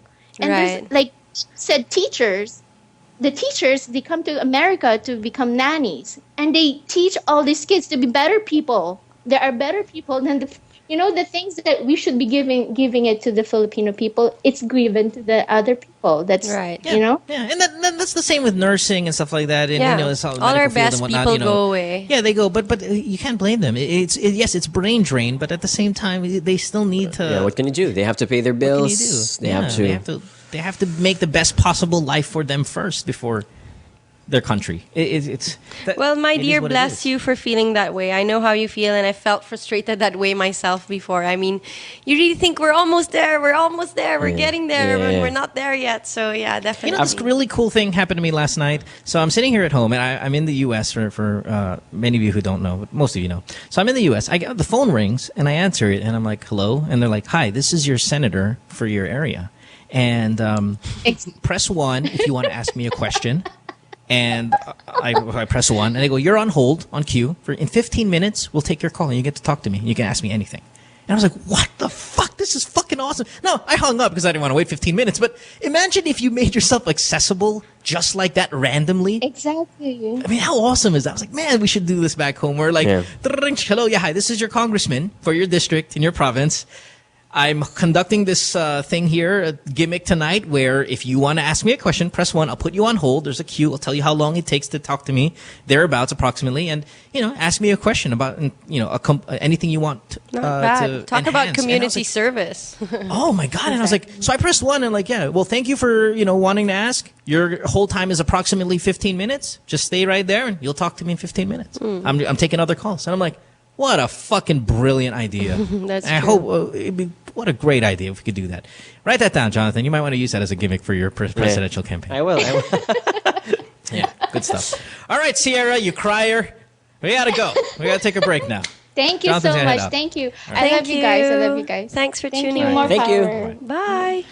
Jonathan, anything you wanted to add about that conversation? I don't know. I think I cut you off. No. I was just about to say I have a friend who said that the best solution maybe is just to wait for all these old people in the government to die. But look at their and have all of them replaced. That's Jingoy it. story. Remember my Jingoy story? The children. Yeah. Their kids are still running. Yeah. Fuck. Their wives and their fucking nieces. In our defense, I mean, honestly, in the Philippines right now, we're getting a lot of negative media out. I think because we have no self-control over our own media. I think we should be able to sustain our own media and control what gets out. I mean, honestly, I totally agree. I disagree that people are dying more here than anywhere else. We don't even have a war here. Do you know how many people are dying over in all of the Syrian countries and Iraq and Afghanistan and all of these countries? And then you've got all of Africa, and you've got New York, which is the biggest mafia infiltrated city in the world. I mean, you've got the Japanese mafia, you've got American mafia, Italian mafia. I haven't and heard everything. that we're dying. No, but people are talking about all of high these rate. kidnappings and rapings and all of these things that it makes us look so negative and our corruption. I think it's a democracy as well. We're just too liberal with the media. The media Yeah, cannot we're not censor controlling itself. our media. I think if we learn to control what we say, you remember there's so many things that we say that should be controlled. We should be able to limit what gets out and what's being said about us and have control over it, just like the US controls whatever Or people to be say fair, about them. I think a lot of Southeast Asian countries are good at it. Thailand, Malaysia, Singapore. Yes. The government, I mean, I wouldn't love that to happen in the Philippines because it's, for me, I'm a very liberal guy, but Right. the government has a lot of control to what the media can let go Right. and be said out there. It has to have control. Only We because have they're conscious about how people will be perceiving them outside. So it can be a striking But of you know, balance. we have such a budding media power in social media that even if you start regulating what comes out, say on your news, the social media part is brutal. I mean, it can change shit now. And In seconds. you know, whether it be gathering people for a million people march. I mean, that's almost exclusively a social media thing. Right, but we keep they're not kicking running ourselves. commercials on that for you know, TV. I mean, we really keep kicking ourselves every single time by. It's suicide. I mean, every time we have negative media getting out there, it's always going to make us look bad. And no matter how much we try to show people that, oh, it's more fun in the Philippines and oh, it's beautiful here, come here, there's always going to be something that comes out. And when one thing comes out, suddenly all of the other things come back. But I'm not 100% sure if I agree with you. I see what you're saying, and Jonathan and Celine, but I don't know if I agree with it. I feel like we need to be out there so we get embarrassed. There comes a point where we go, shit, it's really embarrassing now. I think we've gone already to that point. No, I People agree. have You're also desensitized. People don't care anymore. I don't even know. Wala nang hiya. For me, the best example, the best incident is the Hong Kong bus incident. Sure. For me, the that was reason so why bad. those people Nahiya were sila. killed. No. Oo. For me, the reason why those people were killed was because of the Philippine media. Yeah. You think so? Huh? Yeah, I mean, I wouldn't name names right now, but my belief is that there was this TV station who showed the face of the sibling of the hostage taker. Right. And that was the reason why he got irritated about it, because he thought he was promised that his own sibling wouldn't be taken out by the police, but they kept on showing it, and he was seeing it because there was a television inside the bus. He got angry, killed the guys. That's it. That's right. Only because that TV station wanted to show that, we got the exclusive clip of what's happening inside the bus. Right. Okay, I'll give you that one. One. But see, that's where, your authorities should have been able to lock that down at the same time. Absolutely. In terms of Yeah, you have the to access control of the media. Yeah. I mean, it is... Well, you're right, though. I'll give you controlling that. All media right. is really important. But you're in the Jonathan? media industry, so... I know you got to go. You said you had to be out of here early. I mean, again, with your schedule and whatnot. Celina, are you going to hang out for a little bit more? Actually, I'm going to have drinks with Celina, so I will be sticking in a while. We That's kind of fine have with to me. meet for a you can work. still stay? Yeah, I can still stay because I promise to have drinks with her. Lovely. So, Oh, so fantastic. that's fine. Okay. I have a 4 a.m. Okay, flight, great. but that's fine because I'm going to... Oh, you're the best. Well, this is not going to last much longer, but we do have a bunch of calls here that people are still kind of lined up. I don't know if I was going to take them alone, but if you guys can stick around. Yep, we will. We will. Thank you. Great. Let's take a break. This is a really overdue break. Let's maybe we could double up on this one and come back with more of your calls. It's Good Times with Mo, the podcast, season 2, brought to you by Globe. Don't go away. More with Jonathan and Celina when we return. Stay tuned. We'll return after this commercial break.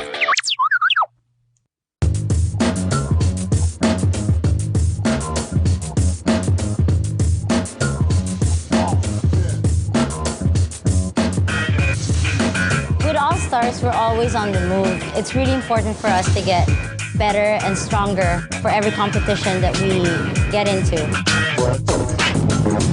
For all the different lifestyles that we have, some of us are graphic artists, filmmakers. We still find ways to get together. We put a lot of effort in practicing and rehearsing. Minsan may mga biglaang shows or auditions, so it's really important for us to get connected. I use my Globe group messaging to get a hold of everybody else.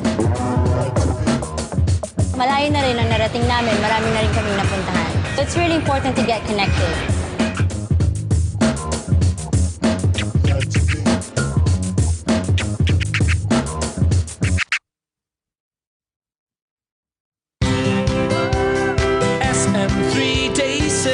It's the SM 3-day sale on October 4, 5, and 6 at SM City San Lazaro. SM 3-day sale. Up to 70% off on great finds. Shop and get a chance to win Suzuki motorcycles. SM 3-day sale. The SM 3-day sale on October 4, 5, and 6 at SM City San Lazaro. See posters or print ads for details. Per DTI NCR permit number 9882, series of 2013. Hi. They say nothing in this world is free, and for the most part, that's true. But here at NMF Network, all shows are indeed 100% free. And as an added feature, you have the option to subscribe to all your favorite programs, also at no charge. Why should you subscribe? By subscribing, you no longer have the hassle of delays when you stream the program. You also don't need to keep checking our site to see if your favorite programs are up, because they'll automatically be uploaded to your device as soon as it's available. Here's how to do it. First, open iTunes. Your next step, hit the iTunes Store button. A search bar should open up as soon as you do that. Type New Media Factory in the search bar, and all your shows should open. Pick the show you like, or all the shows you like. And once that opens, hit the subscribe button. And that's it. You're in. All shows will now be automatically downloaded to your device. SM 3-day sale. It's the SM 3-day sale on October 4, 5, and 6 at SM Center Las Piñas. SM 3-day sale. Up to 70% off on great finds. Shop and get a chance to win Suzuki motorcycles. SM 3-day sale. The SM 3-day sale on October 4, 5, and 6 at SM Center Las Piñas. See posters or print ads for details. Per DTI NCR permit number 9882, series of 2013. I don't know if you guys are familiar with a game Chubby Bunny, but have you played Chubby Bunny before? No. You put a marshmallow in your mouth, you say Chubby Bunny, you keep putting it in your mouth and you keep saying chubby bunny. Okay. Whoever can fit the most in their mouth wins. But we're not gonna say chubby bunny. We're gonna have a conversation. Okay. Perfect. Yeah. So I'm gonna ask you, okay ka na ba? And you're gonna be like, okay na, okay na. Okay. Okay. Okay? Yeah. Go. 2 at a time. Alright, I'll learn 2 at a time. Okay ka na ba? What? Okay na, okay na. I just saw it. Okay ka na ba? Okay na, okay na. Okay ka na ba? Okay na, okay na. Okay. No, not this one.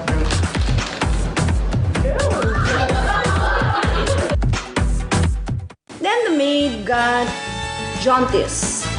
Jaundice is different from jaundice. Jaundice is buntis, like that. But she does not. Tears up. Tears up. Anyway, jaundice does not know. This is professional show. I will put the merienda here. So jaundice, and I'm now happy to present to you Carlo tayo. Halika dito, te. Tabi tayo. Gusto mo ng snacks? Ano ba to? Ganyan ba yan? Tapos? Ang puti, mama. Ay, tapos. Dito ba? Pwede ba dyan? Pwede, pwede. Concealer. Yan, para sa show mo, ha? Oh.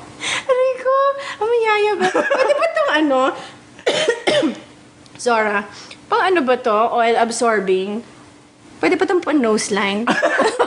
Tita Kay, may caution. Caution! Caution! Basta ng glamour, te! When used for the first 2 weeks, more pimples will appear. Burahin na sila. Oh my God! Te! Sorry, ma. Basta ng glamour! Ito talaga? Hindi, bago yan. Don't worry. Buti ako sa mata lang. Hindi naman nagkakapin. Dapat pala caution muna yung pinasa natin. Join your host Carrots Nazareno on Live Love Lols every Thursday, 7:30 to 8:30, only here on The Factory.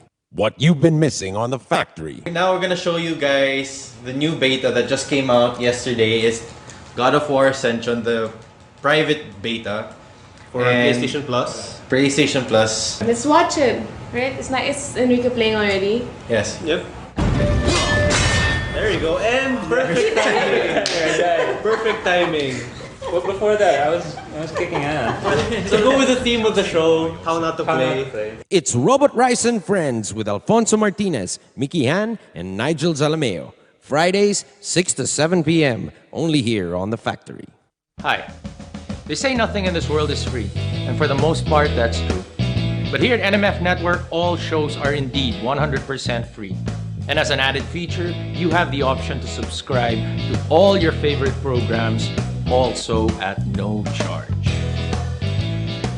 Why should you subscribe? By subscribing, you no longer have the hassle of delays when you stream the program.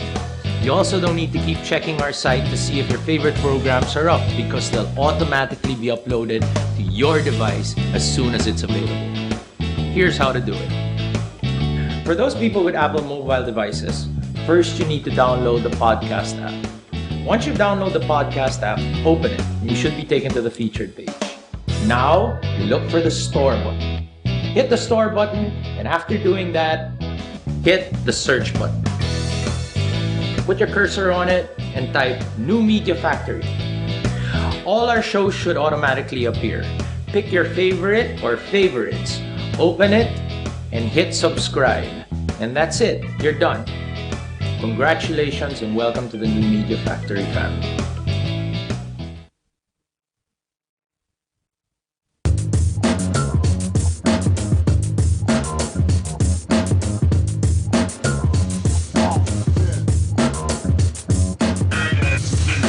With All Stars, we're always on the move. It's really important for us to get better and stronger for every competition that we get into.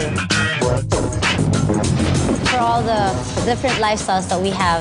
Some of us are graphic artists, filmmakers, we still find ways to get together. We put a lot of effort in practicing and rehearsing. Minsan may mga biglaang shows or auditions, so it's really important for us to get connected. I use my Globe group messaging to get a hold of everybody else. Malayo na rin ang narating namin, marami na rin kaming napuntahan. So it's really important to get connected.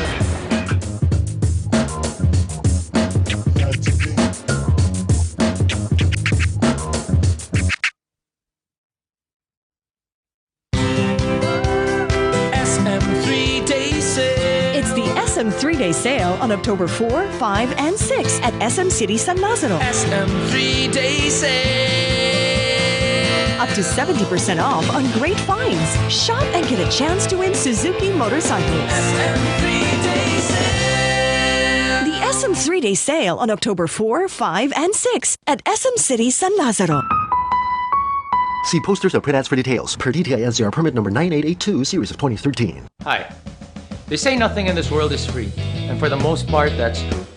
But here at NMF Network, all shows are indeed 100% free. And as an added feature, you have the option to subscribe to all your favorite programs, also at no charge. Why should you subscribe? By subscribing, you no longer have the hassle of delays when you stream the program. You also don't need to keep checking our site to see if your favorite programs are up, because they'll automatically be uploaded to your device as soon as it's available. Here's how to do it. For those people with Apple mobile devices, first you need to download the podcast app. Once you download the podcast app, open it, and you should be taken to the featured page. Now, you look for the store button. Hit the store button, and after doing that, hit the search button. Put your cursor on it and type New Media Factory. All our shows should automatically appear. Pick your favorite or favorites, open it, and hit subscribe. And that's it, you're done. Congratulations and welcome to the New Media Factory family. SM 3-day sale. It's the SM 3-day sale on October 4, 5, and 6 at SM Center Las Piñas. SM 3-day sale. Up to 70% off on great finds. Shop and get a chance to win Suzuki motorcycles. SM 3-day sale. The SM 3-day sale on October 4, 5, and 6 at SM Center Las Piñas. See posters or print ads for details. Per DTI NCR permit number 9882, series of 2013. Take a little sunshine, drop a little rainbow, mix in a smile, stay for a while. Sabrina's kitchen, what you waiting for? Sabrina's kitchen, always room for one more. Sabrina's kitchen, cooking up a storm. Sabrina's kitchen, always something new. Sabrina's kitchen table's waiting for you.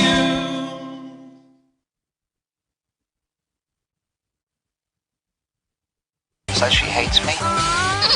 It's Good Times with Mo, the podcast. Call the show tonight and get your love problem answered. Follow us on Twitter at GTWM Podcast. And visit www.motwister.com. Back on the program here. It is October 1st, Tuesday night. Good Times with Mo, the podcast, season 2, brought to you by Globe. Quick announcement here from Globe before we get to the rest of your calls. To celebrate Cebu Press Freedom Week. Press Freedom Week. We were talking about the press earlier. Press Freedom Week. Globe Telecom awarded media practitioners who brought social issues to public through their chosen medium. Recognized media practitioners who received the awards were Ador Mayol, Aris Gutierrez, Steven Capillas, Benzi Lorin, Mayet Tabada, Sherry Ann Lim, Michael Acevedo, Lopez, Ampre Campana, Alan Domingo, Albert Abalye, Astra, Zina Lagarta, Aida Tampos, Nancy Kudis, and Bjornson Bernales. So like our winners, let's challenge ourselves to write, speak, and be heard for the public good. All right.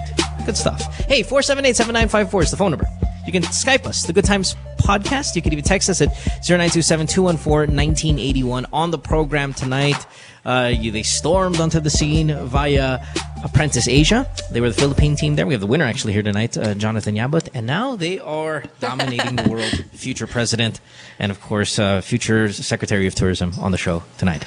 How you guys doing? You guys enjoying yourselves? Yes, we are. Yes, we are. Can't you see? Fantastic. We're having a drink. Oh, lovely. And you know that you people who drink on the show, and we've had this fairly recently, they end up kind of divulging stuff that they end up regretting. No, sincerely. Sincerely. But you're going to be fine. We're at the latter part of the program anyway, so drink up. Okay, let's go. Last chance for your calls on the show. Let's start with... Boy, this guy's been on hold for over an hour on a cell phone. Kawawa naman. Let's put him out of his misery. Oh, We'll no. talk with Sorry. Sherwin. Yeah. Sherwin, sorry, bud. Fuck. And it's a cell phone too, man. My bad. You're 32 years old in Makati on line 6. Hi, Sherwin. Hello. Good evening, guys. Sorry, dude. It's all right. You know, we got to talk about politics and get an ass fucking, and it just kind of gets in the way. I know. Strap-ons. You know how it works. All right, buddy. So how can we help you?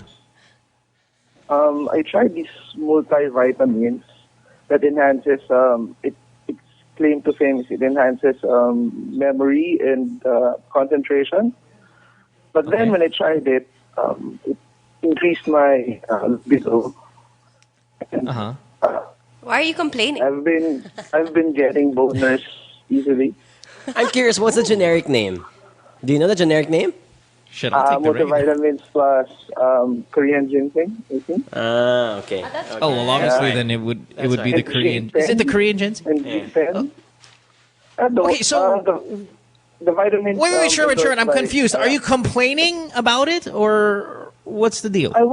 I'm getting a lot of boner. It's getting a little uncomfortable. See, I need a drink. Pero I don't want to stop it kasi syempre, yun yung nakabalik sa akin concentration sa trabaho. So it does work. It's just you have a boner Yes, it the works. entire time. The thing is, it works. Yun nga lang, may side effects sa akin. Sometimes in the middle of the meeting, bigla akong ng boner. Di ba? Wow. Jonathan, Hey, listen, I never... naranasan mo na ba yun? How old are In the you? middle of Sorry, Sharon, how old are you? 32. 32. Okay, it's a little late for in the middle of the night things, but... Alright. So, what do you do about your boner, if I may? Like, do you... Yeah, so put it sometimes aside, I go down to the parking lot Put it and aside. touch myself. Kasi Touch yun lang yourself. yun eh. Yeah. So you have to masturbate it off while at work? Oo, I actually, tinanong ko na yung mga friends ko anong dapat kong gawin. May dalawang bigay sa akin ng advice. First yung frozen spoon. Tapos pangalawa yung lagyan daw ng alcohol pero hindi nag-work eh. Yeah. Oh my Probably not. Oh, I can't believe you tried that. Did you try that? Mortayolate. Trinay ko na rin ang patay ni ayaw eh. Yeah, no, don't do that. Okay. Wow, okay. So boner all day at work, huh? What are we going to do? All day. You must be a very sensitive guy for that to happen to you. I mean, Korean ginseng does that, but not all day. I've never heard that. Yeah. I've never heard it. Really works? Okay, good. No, that's good. That's the good info. Increases your libido, actually, in general. Increase your libido. Can't you find them? Okay, hold on. Wait, time out. Let me ask Jonathan here. Hold on, Sherwin, real quick. It increases the libido, but does it really increase the concentration at work, or is that the multivitamins part? Because I'm thinking if it's that, so why don't you remove the Korean ginseng part from the equation? Yeah, change Go vitamin. with the multivitamins and see if that works Exactly. itself. It's the basic thing. Although Korean ginseng kasi, even energy, it also increases eh. Like when okay. Like when I do my Sorry, go marathons, ahead. I drink the one that has the Korean ginseng panax, whatever, royal You're jelly. running with a boner. No, because it really it's like even way better than caffeine. So Any other side effects aside from say, I don't know any other. a boner? No. Okay. Not familiar. Try this first, Sherwin. Try the multivitamins without the Korean ginseng and see how you fare. If it's something where you feel like your energy's still down, then go back to it. Yeah, I'm going to try ng multivitamins. I already tried the essence of chicken and all. Pero wala pa din. Yun lang talaga yung nag-work. Yeah, it's this awful, fucking, looks like cough syrup. Increases your memory, makes you more focused. What's the pill you were talking about, Jonathan? There was this pill you told me that's very similar to the pill that was inspired by the movie Limitless. Generic name is paracetam. Okay. Paracetam. What's the like if I walk inside Watson's and thing? It's a prescription drug though, so it basically makes your internetwork of neurons more complex. Diba? That's how smart people are. The smarter Is there you an are. over-the-counter version that? Well, in the Philippines, they don't ask for prescriptions in the Philippines, so I think you can get it That's easily. But in the United States, it was before over-the-counter. A lot of students were abusing it. They were taking it before an exam. I'm suspicious now, Side John. Were you effects. taking this before The Apprentice? I didn't need one. So. Side effects. The good thing about this drug is that it's actually safe. In fact, even if you browse through Wikipedia and all these pharmaceutical websites, it's even tolerated by 3-year-old kids. Oh. Ganun siya Give ka-safe. me the name one more time, buddy, if you don't mind. Sorry. The name? Yeah. Piracetam. Piracetam. Piracetam. So the movie Limitless was inspired by that drug. It's existing right now. Right? So Piracetam. Hey, Sherwin, Piracetam. Enough of this boner-inducing ginseng, and go Piracetam. Is it available locally? it is available locally. You need to get a prescription though. It depends on the drugstore. I'm not endorsing it obviously, but I do know, coming from a pharma industry. Yun yung generic name. That's a generic name. That's a generic name. Piracetam. Yeah, Piracetam. Is that right? Yep, that's right. That's right. Hey, check it out. Shit, I can't have it here, but because I need a prescription. But yeah, no. Why don't you try that one out instead of the? I think fucking, there's a generic brand that's just like 18 pesos per day. 18. Okay. Yeah. Oh, it's pretty cheap to enhance, huh? Sorry? I'm sorry, Sherwin, what? I have this question for Jonathan. Go ahead. Sure. Na-try mo na ba na nagkaroon ka ng erection while on the boardroom? Na-try mo. How do you try that? But all right, nevertheless. All right. Jonathan, any boner in the room? No, I can assure you, you will never have that in the boardroom. Yeah, your mind is super constant. Just too much. The knees will really be shaking. I thought that was something Yeah. that only happens in the movies.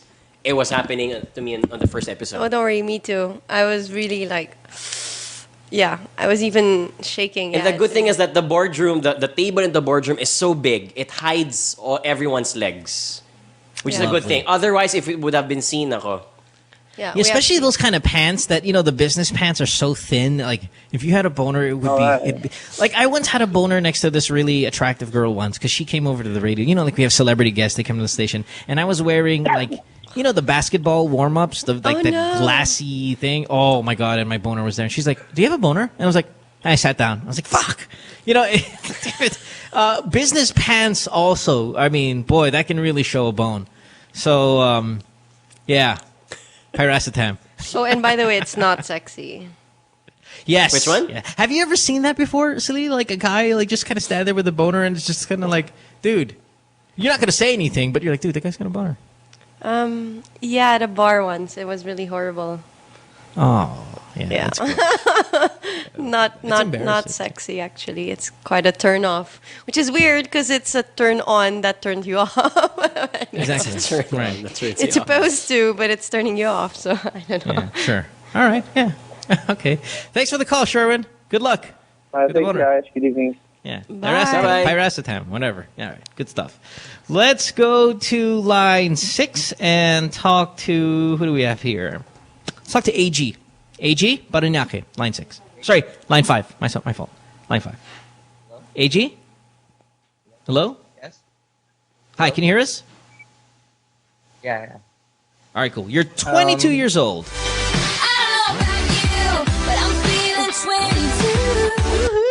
All right, how can we help you, AG? I have a quick question. I'm working as an assistant in a government office, and it pays good. The job is good, but I'm a nurse. Saying that,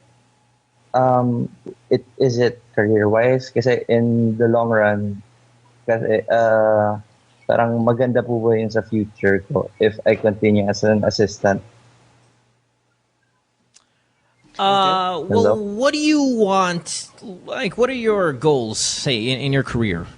Like, do you have, you want to be a doctor one day, or are you... Or do you want to be a nurse? Yeah, do you want to just be a nurse? I mean, where are you in terms of what you want? I just want a job that pays good, but at the same time, it's connected with mine.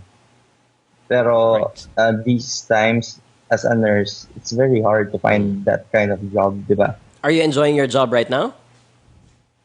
Sort of. Oh, I think that you have the answer. Yeah, you started off with saying that it pays well. I mean, relatively well. And is it something that you can live off, or are you aspiring to earn more? Or you need to earn more? You don't. It can help with my daily subsistence, but I think my mom's telling me that it will be my golden handcuffs. Okay, I want to ask. I want to ask Celina and Jonathan a question here, and this is not just for the medical field. This might be advice for everybody. When you're 22 years old, obviously you're not expected. You're probably just graduated, a year removed, 2 years removed at best from college. When should you start expecting At what age should you start expecting a job that can really sustain the duration of your 20s to your early 30s? Like a salary. Because when you're 21, 22, fuck, you'll take anything. You're just out of school. I'll take anything. Pay me in fucking dragon fruit and lanzones and I'm fine. But there comes to a point where I'm like, okay, I'm now blank age. I need a salary that's going to sustain me for fucking 5-10 years. What age should that worry should kick in? For me, if I may say, there was never really an issue about salary. I think the experience was the most important for me. And I always went with things that but what if you're after the money as well? That's why I'm coming to that. Actually, I thought at some point, you have to consider if you're living alone. I think in the Philippines, we are very lucky to still be able to live with our parents, especially when it's our first job. But if you're living alone, you have to pay rent, you have to pay electricity, water. You have to be able to buy your own groceries. You might even have phone calls, cellular, spending, communication, and transportation. So all of this is really automatic expenses. On top of that, you have gimmick expenses. Of course, you're young. It's not bad to go out and enjoy your time and go out.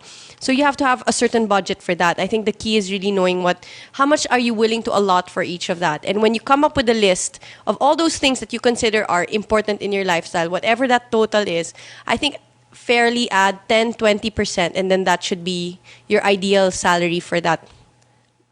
So there's no true age. It's when you're.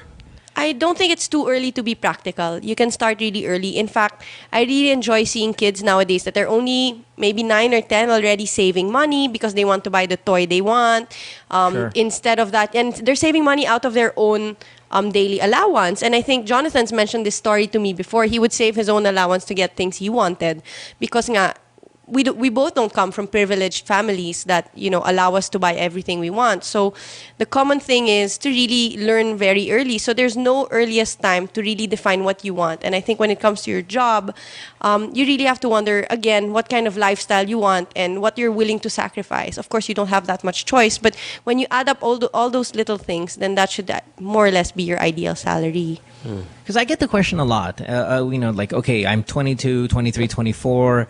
I graduated 3 years ago. I'm still living in a dorm or still having roommates.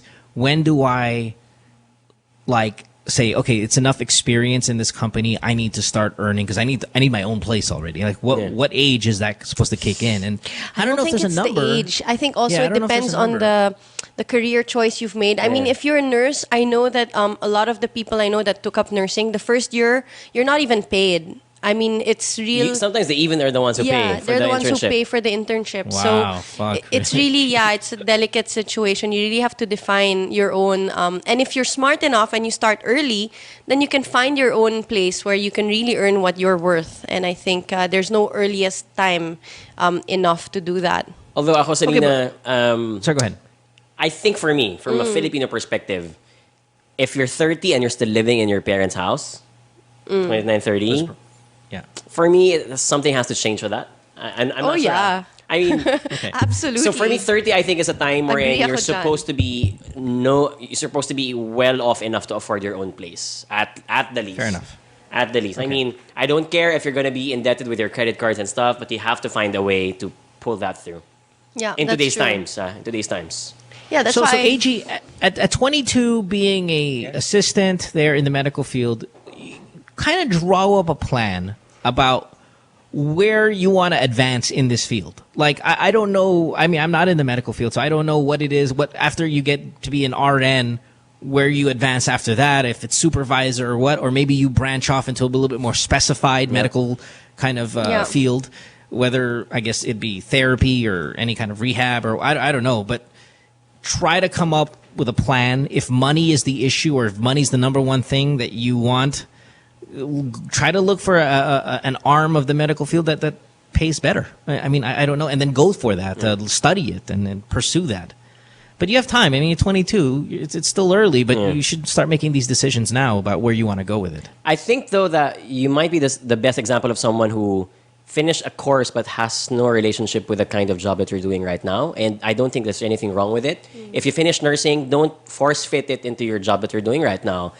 You know, there's nothing wrong with that. Absolutely. You got the discipline of being able to be an adult, being able to live independently, and that's what matters right now. And you don't need to complete an entire medical career just because you finished nursing. If you love what you're doing right now, you're doing well, you're earning a salary that, you know, supports your lifestyle, then go with it. And I mean, you'll be happy. I mean, I always told people that there's something wrong about following passion because it's dangerous. Sometimes you need to cultivate the passion itself. And there's a big difference between that. Because following your passion just simply means following what you want, but life doesn't throw back something good at you. Cultivating passion is about knowing what you love, but finding something that will match what you love. Yeah. And in this case, if government work is something that you can be passionate over due time, and you're going to get a good salary out of it, you're going to make a good family out of it, by all means, I think you should pursue it rather than force-fitting yourself to nursing that you think will not be able to sustain what you have right now. Okay? Yeah, that's good. Thank you, guys. All right. Good luck, AG. Have a good one. Bye-bye. Okay. When do you guys... I want to ask this while we were waiting for that next call. We got a couple more here lined up. When do you think the curriculum should start, like at least maybe high school or elementary school, regarding business and saving and all of these things? Because we don't have that, right? In our savings curriculum for the me, young people. For me, grade school Yeah. should have savings already. Oh, The I concept had of my why first savings is bank important. account. I was a kid. I came with a but the piggy actual bank. formal class where there's a teacher, a subject, and textbooks and all that, you think we should have that? Yeah, 6 years old. Go ahead. I mean, the earlier kids learn how to save, the earlier they are mature about money, and the less bratty they will be about asking things from their parents. And they start working. Yeah, things they'll on work their for own. it. Yeah, and they'll realize that if I want something, I need to save for it. I do get an allowance, but at some point, this allowance is not going to give me what I want. Or if I want to, it's really fashionable. You live in the U.S. now, Mo, right? Sure. Kids sell lemonade, kids sell cookies and muffins because That's right. they want to make money for They for get their summer shopping. jobs. Yeah, they get summer jobs. I mean, I think that's really a thing that we need here in the Philippines because I think kids are not really aware of that yet. They still ask, I want a cell phone, and they're only like 8 years old because their classmates have cell phones already. I think, those things, you have to let them know the value of what they have. I mean, sometimes they play with toys that are really expensive, like Nintendo DS and all of these things, and they just throw them and break them. They don't realize what they have. So So yeah. when they start using their own money that they save from their allowance and stuff like that, of course, you take obviously care of they'll it take care more of because you their know stuff more. how long it took to save peso after peso to get that one big thing, and you know how long it took to wait. I mean, I really wanted a bike once, and I saved and saved and saved and saved until it was such an expensive bike. I never even got to buy the bike because by the time I really had the money, I realized I don't want the bike anymore. With all this money, I can have other things. So That's you right, realize it's right. only a want and it's not really a need as well. So it's a mature way of thinking as well. I think it has something to do also with culture of Filipinos. Filipino parents, at least the older ones, have this belief that I have to be very protective of my children because of the things that they've been through. I mean, all the years of colonization made a lot of Filipino parents be so protective of their children that, it's a cradle to the grave kind of treatment. Actually, that's a really good observation, Jonathan. But if you have, that kind of modern parents right now who, wouldn't even give allowances to their children unless they've worked hard for it. Yeah, it's a I would different appreciate. thing. I would, raise my children like that. A real telltale for me is, I work in restaurants and hotels, and you see European children behaving and sitting down at the table. They're 6 years old, they can perfectly use their fork and knives. They know how to drink from a glass. They know how to talk when they're spoken to. They know when to shut up and not talk when the adults are talking. This shows a very mature kind of cultural upbringing. Whereas I see Filipino students running around the entire place and playing with all the things that they're not supposed to touch. And the parents are saying, oh, they're just kids, leave them alone. I think this really shows the kind of culture which Jonathan was pointing out for. I mean, right, but that's what makes us like that. There are going to be certain cultures that are extremely, let's even say, family oriented, and some are a little bit more disciplined. And you know, it's funny because I was listening to a podcast, and I don't know if you agree. Maybe we might even we'll only have time to take one more call instead of all these other ones here because I'll talk about this a little bit. And we got to go. Where was I? Yeah, countries that have more family oriented cultures, us, a couple other ones out there, tend to do poorly in business or even the way they run their country because they don't trust other people. They're so family. They trust within the family. They look for internally. They look for positions. For example, if they have a family business, they're going to run it within the family, and instead of getting the best person available by making that job available to other people. So, would you agree with it that cultures that are extremely family oriented are ones that in fact struggle more business wise? Yes, I think it's because these are the people who are not, how do you call this? They're very impersonal when it comes to their treatment. Like, family comes first. If something goes wrong, I have to tend for whatever the family needs. And if there's someone outside the circle who needs something, I don't mind and I don't care what's going to happen to them. It's all about my family. And I think a lot of Asian countries are like this because they've been raised like that, again, because of the colonization they've been through. They were so sobrang trauma ang kanilang that they've been through that they feel like they have to protect whatever their family goes through, their children goes through. I don't care about everything else. I think the Philippines is still like that. We're all united and we're all very happy. It's also very Latin. It's very, very Latin as well. You know, I spent some time in Italy, Mo, and I saw children that were literally almost 10 years old. I swear to God, they were almost 10 years old, in trolleys being push-carted around by their mummies. And I was like, oh my God, they can walk. Can you please let your child walk? In Italy? Children, yes. Sure. Italians really baby. Yeah, I'm sure you've seen it. Well. Yes, very family-oriented. But you know, and I hear the same thing about religion. Like countries that are really quote-unquote religious tend to struggle economically as well. Like, and I because they can't think rationally. That's why. Hulog ng langit. Everything is they can't think rationally. That's why. So, do we have the perfect storm of too family-oriented, too religious, and then all of a sudden we're going to have a struggling economy because of it? I don't know, but you know, there are countries like, say, I bring this up every now and then on the show, a radio show in here. Denmark, high taxes, but quality of life is awesome. But you know what? They're not religious. They're not extremely family-oriented. They don't bring religion in anything. So many of them don't believe in it. But yet they do so well, even with their extremely high taxes. Everybody's really happy and they prosper and stuff like that. Right. So anyway, nevertheless, just wanted to throw that one out there. Let's try to make these quick and we got to get out of it. I'll say two more. There are people on hold and let's just say two more and we're out of here, guys. Let's go with, who do we have here? Confused about sexuality. What's the other one here? Girlfriend's mother doesn't want him. Let's go with confused sexuality. John, you're 20 years old. Nueva Ecija. Welcome to the show. Line 6. Hi, John. Hi, good evening, Jonathan. Good evening. Good evening. Hi, good evening. What's up? I'm confused to my sexuality because I wanted to have a girlfriend, but I'm having a hard time getting one because everyone knows that I am gay. Are you gay? Yes. Okay.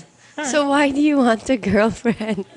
Yes, why? Yeah, exactly. Why do you want a girlfriend? You're gay. Because you want to validate if you're really gay or you're straight? I just wanted to have a family. Oh, but that's a completely different thing. You don't need a girlfriend. Yeah. It's called surrogate mothers. Or adoption. Adoption. Yeah. Many other options. Are you planning to lie to your girlfriend about you being gay, or are you trying to find a girlfriend that's going to accept? Don't do that. Won't work. Eh, natatakot ako, baka mabisto niya ako na... No. The more honest you are at first, the better. And John, you're 20. Why are you thinking about getting a family? Okay, fine. Noted, you're in Nueva Ecija and maybe you're bored out of your fucking brains and you think that this is the next big step in life at 20 is to start a family. But don't get into it. You might even change your mind about wanting to have a family if you wait a little while.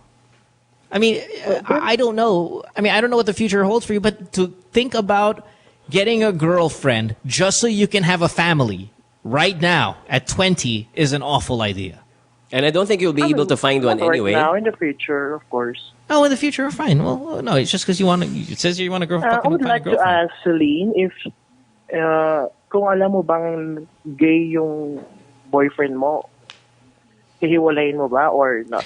Of course. I mean, having a partner that is gay is very emotionally depressing to a woman, and not only depressing but very degrading and insulting to my femininity. I mean, if you've lied to me, if you were, for example, my boyfriend, and you lied to me about being gay, then I would feel so insulted and so blind and so naive for not having seen it. So of course it's a lie that goes on and on. I took you for the ride. I mean, I had no intention to, really. Right. So I made more you than believe that my more feelings than were that, genuine for you. Yes, more than that, to have a man look at other women is one thing, but to have a man look at other men and actually share the same hunting ground as I do, please, can I, cannot. No. But see, I would listen if I was a girl and my husband cheated on me with another man. I'd actually kind of be less hurt about it. I'd be like, okay, just as long as it's another woman. That's so that what I competitive thought the part first of me. time. That's Oh, what I you thought. had a boyfriend cheat on you with another No, man. I discussed it with a friend, and we were debating what hurts more, to be cheated on by a guy with another girl, or to be cheated on with a guy with another guy. And we were thinking about it, and I think in the end, it's actually worse to be cheated on with a guy because there's a double edge. You're on top of that as a woman. You realize, what am I? Like, why is he with me with all the women? But at first, there's so many issues. There's so many layers as a woman that you question about yourself. And it reflects who you are as a woman and what kind of man are you attracting. Like, what happened to my femininity and to my power of attracting the right kind of man? So, of course, it's a very personal blow. Oh, I think you're reading too much into it. No, ask any of the women. They're all nodding in this room. John, back to you.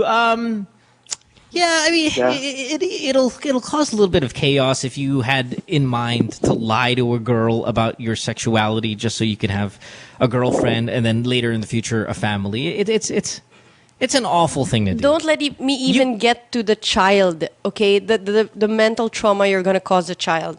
I mean, that's even worse. It's not just another woman, but it's actually a child who hasn't had a chance in life. You're already destroying his trust and his belief in having a normal life. I mean, please. Yeah, I think if you find a girl that's open to you being bisexual, then round of applause. And Yeah, great there catch. will be. There are Fine. many. I mean, go call Miss in whatever land that is. Who? She Huh? might be open to having strange relationships. Yeah, all right, fair enough. People who are gay and like OJ Diaz. I know you're Yeah. You want to be like an OG Diaz, like a Arnel Ignacio, who are married and obviously have gay relations. Yeah, I mean, you can.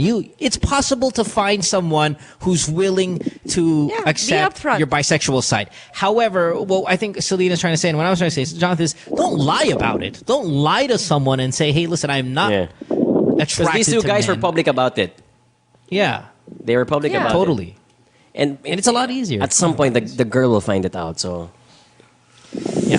Yeah, be All right. open about it. And maybe you'll even end up having a best friend, which is even better. But if you're honest about it, you might end up having a partner who's your best friend as well and who'll really support you. And then you can have children with someone you really care about and not have to lie about it and cheat about it and feel horrible about it. And you'll sleep better. Okay. So tingin ko mga mahihirapan ako. yeah. Oo yeah. naman. Actually, my question is, do you just want to have a kid or do you also want a partner and a kid? Because if you just want to have a kid, you don't need to get a girl for that. True. And you can have another I want to guy have as a your... kid, a family. You want to have a guy as your partner as well?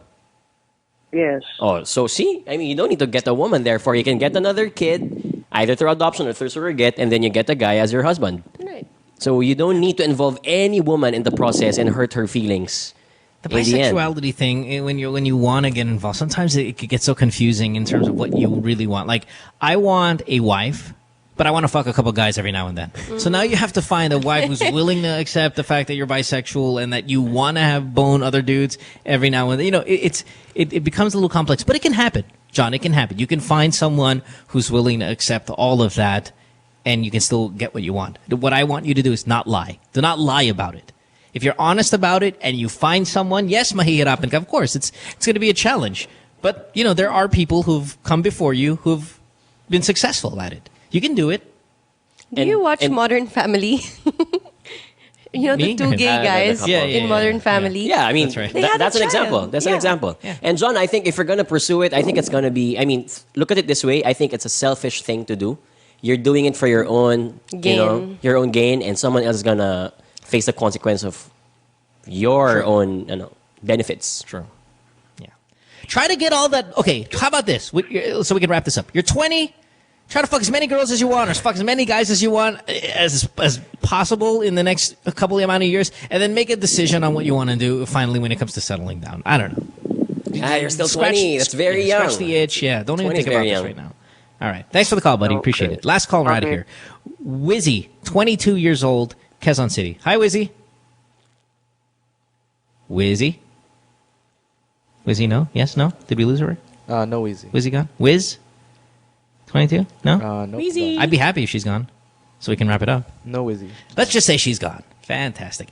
Before we take a break here and say our goodbyes, Jonathan, what work are you doing with Air Asia, if I may? I don't know if you're allowed to share it yet, because maybe if it's in a conceptual stages, but I love aviation. I don't know if you know about this, about me. I collect different airline models. I took aviation science in school. Wow. I fucking love aviation. I love all the airlines. I love airline and airplane identification. It really it's a big deal to me. So when you said Air Asia, I was like, ooh, okay, I'm going to ask you a little bit later. What are you doing for them? So I'm right now the chief of staff for Air Asia, reporting to Tony. Most of the work is marketing and business development. So looking for new routes. Like one example I'd like to share, I'm proposing to Tony to have a direct route from Puerto Princesa to other countries. Nice. No one's doing that yet. Because obviously foreign travelers always have to connect to Manila and have to go to Puerto Princesa afterward, which takes so much of their time. Why not connect directly Puerto Princesa to the rest of the world? And, if Palawan's the best place in the world, then why not share them to other tourists? That's one example of what I do. What's the fleet looking like right now? I mean, how many plane you guys got? About 300. Mostly it's A320s. Nice. We've got A350s as well. Yeah, but mostly those two. Most low-cost airlines are A320s. Yeah, right. That's right. Yeah. Whoa. Hey, cool. Hey, that's exciting stuff, man. Very Now, is this exciting. going to be Very a job that you are just like supposed to have it for? I think you were saying earlier you have a 1-year contract. One-year is it all contract. that 1 year going to be spent on Air Asia only, or is he Asia. making you do a lot of things? Air Asia for this year, I'm going to ask him if he can transfer me to Chun Hotels. He also has a hotel. He has an F1 team. He has a football team. Lots of other businesses. But for now, most of his revenues come from Air Asia. So I think he wants me to be cash positive. So And what's I the appreciate it. relationship like with you right now with Tony? Is it something where you can pick up your cell phone and give him a call? Yeah. Every day we're on WhatsApp. Only because when you call him, he will not answer because he's busy doing something else. But around 10 or 9 p.m., I WhatsApp him and tell him, this is what's happening. There's this new airline that's launching So Wi-Fi. you have a direct line. It's not one of these. I mean, you can really just pick it up and send him a message and he'll respond. Yep, yeah. Which is sometimes a double-edged knife. Like he will text me at 9 p.m. and say, I'll see you in the airport at 7 a.m. We'll fly to Singapore through my private jet. He's done that 3 times already, which pisses me off because I don't get enough sleep. Well, I have been trying to get tickets to the F1, but somebody has not replied. No, because I was sleeping so that time. I am doubting his power. I was sleeping that time. I saw that text message. Yeah. All right. Jonathan, Celina, I appreciate you both being here. I mean, really, you guys were great guests. Celina, again, I mean, this is your second time here, and the first time you were fantastic Sir, tonight a as pleasure. well. Thank you very much. Jonathan, such a pleasure to finally meet Thank you. I mean, Here as well. we have a slight Twitter relationship, and people always tell me, "Hey, congratulations!" You know, we have that little joke of us looking alike. But to really actually finally meet you, sort of, and share some mic time with you was great. I think you're very, very intelligent, and I only wish the best for you. Really, good. Congratulations and good. Thank you for having me here. It's something I would cross off from your bucket list as well. Sweet. Be part of this show. Now strap-on sex is the only thing left, and you're fine. This is good. Oh my stuff. God, please. Yeah. But I'd love to have you guys again. I know again you're probably really busy, you know, with the regional stuff. But you know, if you're ever in town, or Celina, if you ever want to kind of scratch the advice itch and you want to head over here and throw some out, please, we'd love to always have you guys. I've got an itch. Yeah, you got an itch to talk about. I'd love to. Thank you very much for inviting, Mo. I'm always happy to help, and I think there's a lot of youth out there that's waiting for advice and information, and I'd be happy to come and do that regularly. So thank you very much for the idea. Or and maybe even flirt with the idea of coming up with a podcast, the both of you. You know, I mean, you can that's do that the second time someone's mentioned it tonight. So yeah, we're thinking about it. No, really, Yeah. you can do it. Like fucking one via Skype, and it's so clear now, and the other one you don't even necessarily have to be in the same studio. And like, look at me, you know. So yeah, it's possible. Go out there and think about it, both of you. Yeah. Can we just share something, Mo, about our? Yes, please. Go. Celina are very active online. I mean, we always engage people, and we're always, accept invitations from schools and organizations. I mean, do it for free. We call it Journeys of Inspiration, and we just share our experiences about Apprentice Asia. You can always throw something to us. My Twitter handle is @JonathanYabut, and I also have a website, jonathanyabut.com, for everything about passion and leadership in youth. We're happy to help once again. So we're always available to go to schools. Whether I'm with Jonathan or even without Jonathan, I've been continuing my... it's my vocation. I go to schools and I talk, and I'm sure the students are very happy to see us. I learn a lot, and it's really a way of giving back for everything we've learned during the show. And we're happy to do it. So yeah, please call us. We're happy to share Journeys of Inspiration. That's our talk together. But Jonathan has his own as well on his website. It's called Thirst for Passion, which I really love.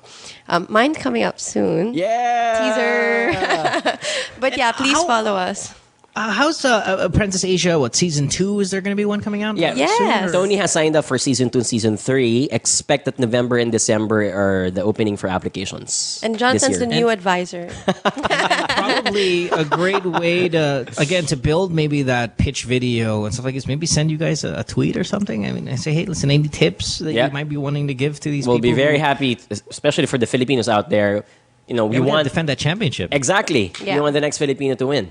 Definitely. They can call us anytime. We'll give you first dibs on everything. That's right. Maybe even have a cameo in my pitch video. It's like, hey, look at that. running, showing both of you running with your Korean ginseng boners. Oh, no. Love it. All right. Thanks, guys, again, wholeheartedly for being here. I appreciate it so much. Thank you, Mo. I enjoyed it. Let's take a break. When we come back, we'll wrap it up.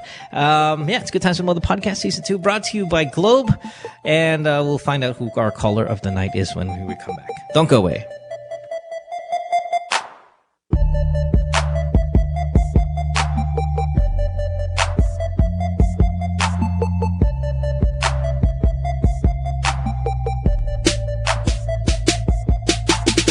Stay tuned. We'll return after this commercial break.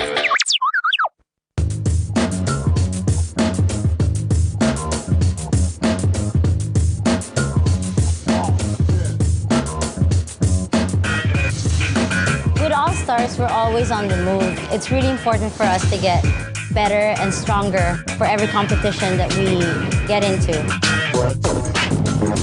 For all the different lifestyles that we have, some of us are graphic artists, filmmakers. We still find ways to get together.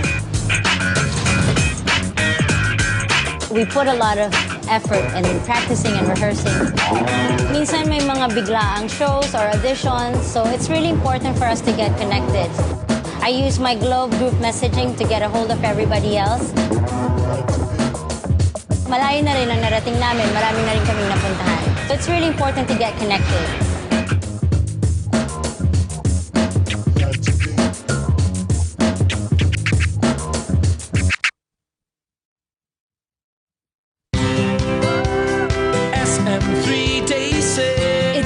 SM sale on October 4, 5, and 6 at SM City San Lazaro. SM 3-day sale.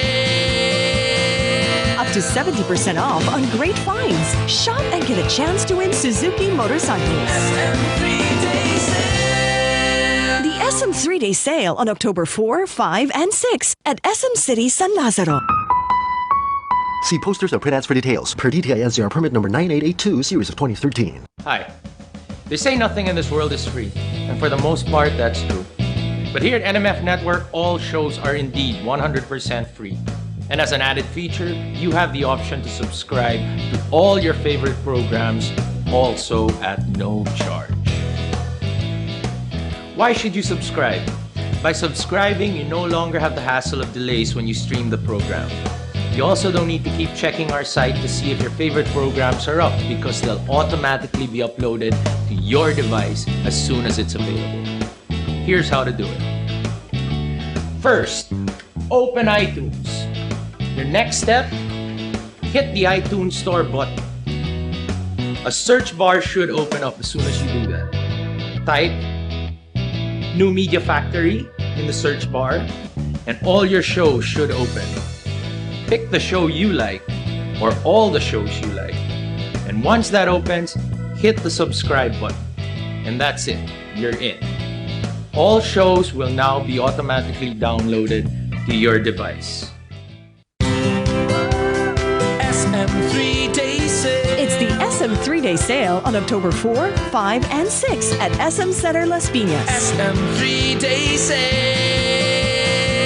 Up to 70% off on great finds. Shop and get a chance to win Suzuki motorcycles. SM 3-day sale. The SM 3-day sale on October 4, 5, and 6 at SM Center Las Piñas.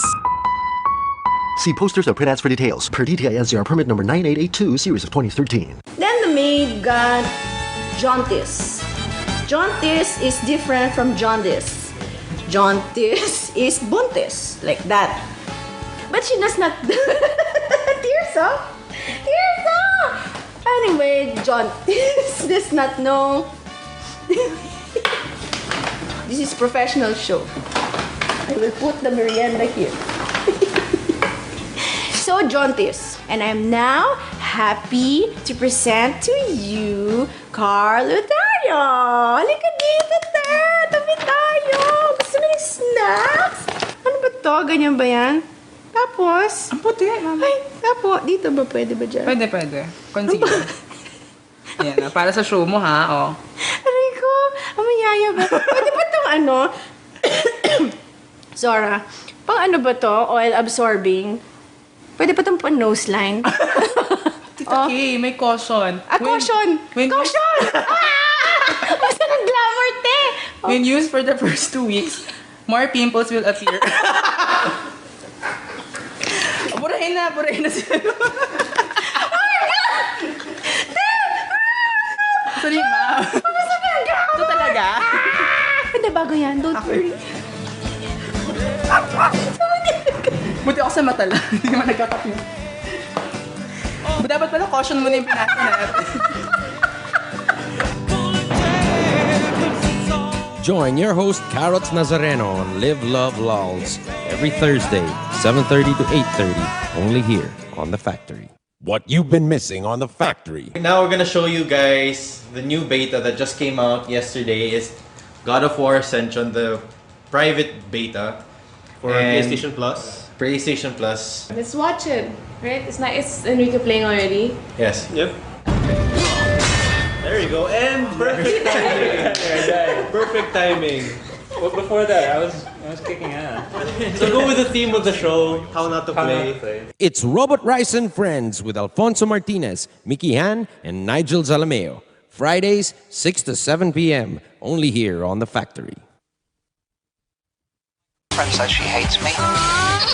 It's Good Times with Mo, the podcast. Call the show tonight and get your love problem answered. Follow us on Twitter at GTWM Podcast. And visit www.motwister.com. Back on the program here. Time to wrap it up tonight. This will be quick. I want to thank our guest, Jonathan Yabut, of course, and Celina Le Neindre, of course, of Apprentice Asia. If you want them to talk at your schools, they gave out the information on how to contact them, and that'd be great. And we want to do Caller of the Night, which is going to be Sierra. She's the one who brought the political question to us and ended up in tears. I think she's in Canada, if I'm not mistaken. She said she was. So congratulations, Sierra. I kind of like the girl from Amsterdam as well, but Sierra was cool. So congratulations, Sierra. We'll contact you regarding your prize. Since we're running out of time here, so I want to thank our staff, the downloaders, the chatters, everyone involved. We appreciate it. We'll see you guys tomorrow. Of course, this podcast being brought to you by Globe. So have a great night, everyone. Bye, lesbian Ange. Heterosexual Ange and Pico. Have a great night, Gian. Thank you, guys, over there. Bye. All right, good stuff. See you tomorrow, guys. Have a good one. Bye-bye.